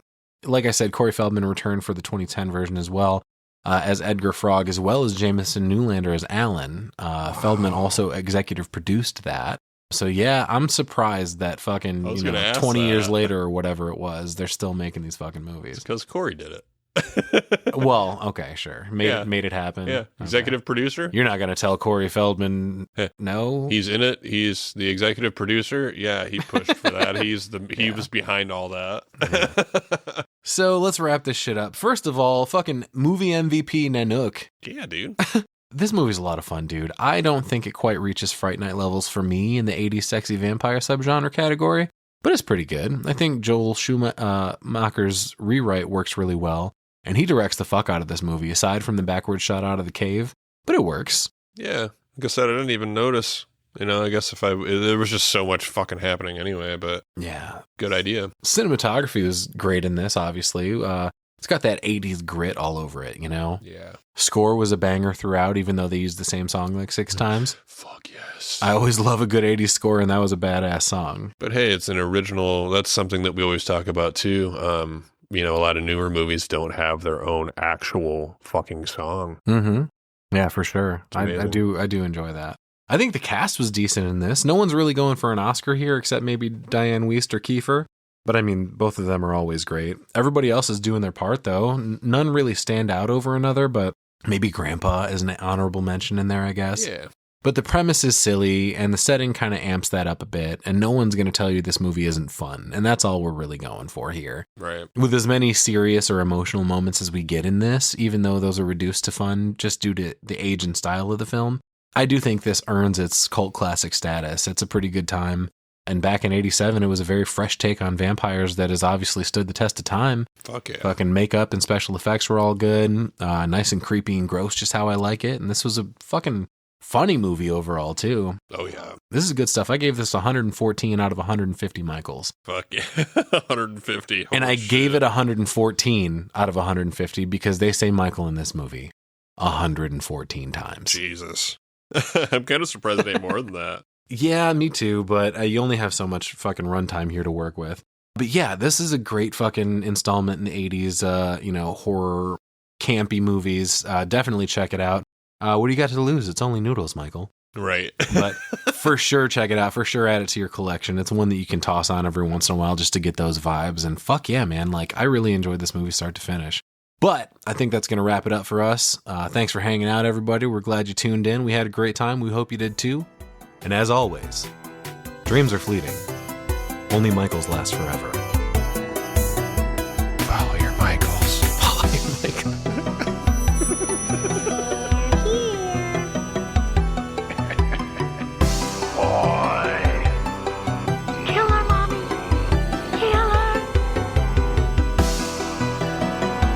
I bid you welcome.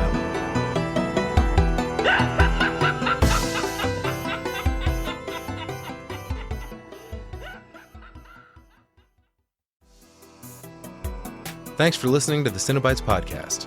If you like what you heard, follow us on our socials at Cinebytes Pod on Facebook, Instagram, TikTok, and X. Don't forget to like, subscribe, rate, and review. It really goes a long way in helping us reach more listeners. You can stream the Cinebytes on Spotify, Apple Podcasts, Amazon Music, iHeartRadio, and many more popular streaming platforms and YouTube. Questions or comments? Suggestions for future episodes? Contact us at cinebytespod@gmail.com. If you'd like to support the show and help us make it a better product for you, subscribe at cinebytespod.buzzsprout.com. Until next time, keep following those nightmares. Suck me off into the night. Bright light, bright light. I still believe. Oh, goddamn. Yeah, I can't sing very good. You're peaking. Do, do, do, do, do, do. Cry, little sister. Na, na, na.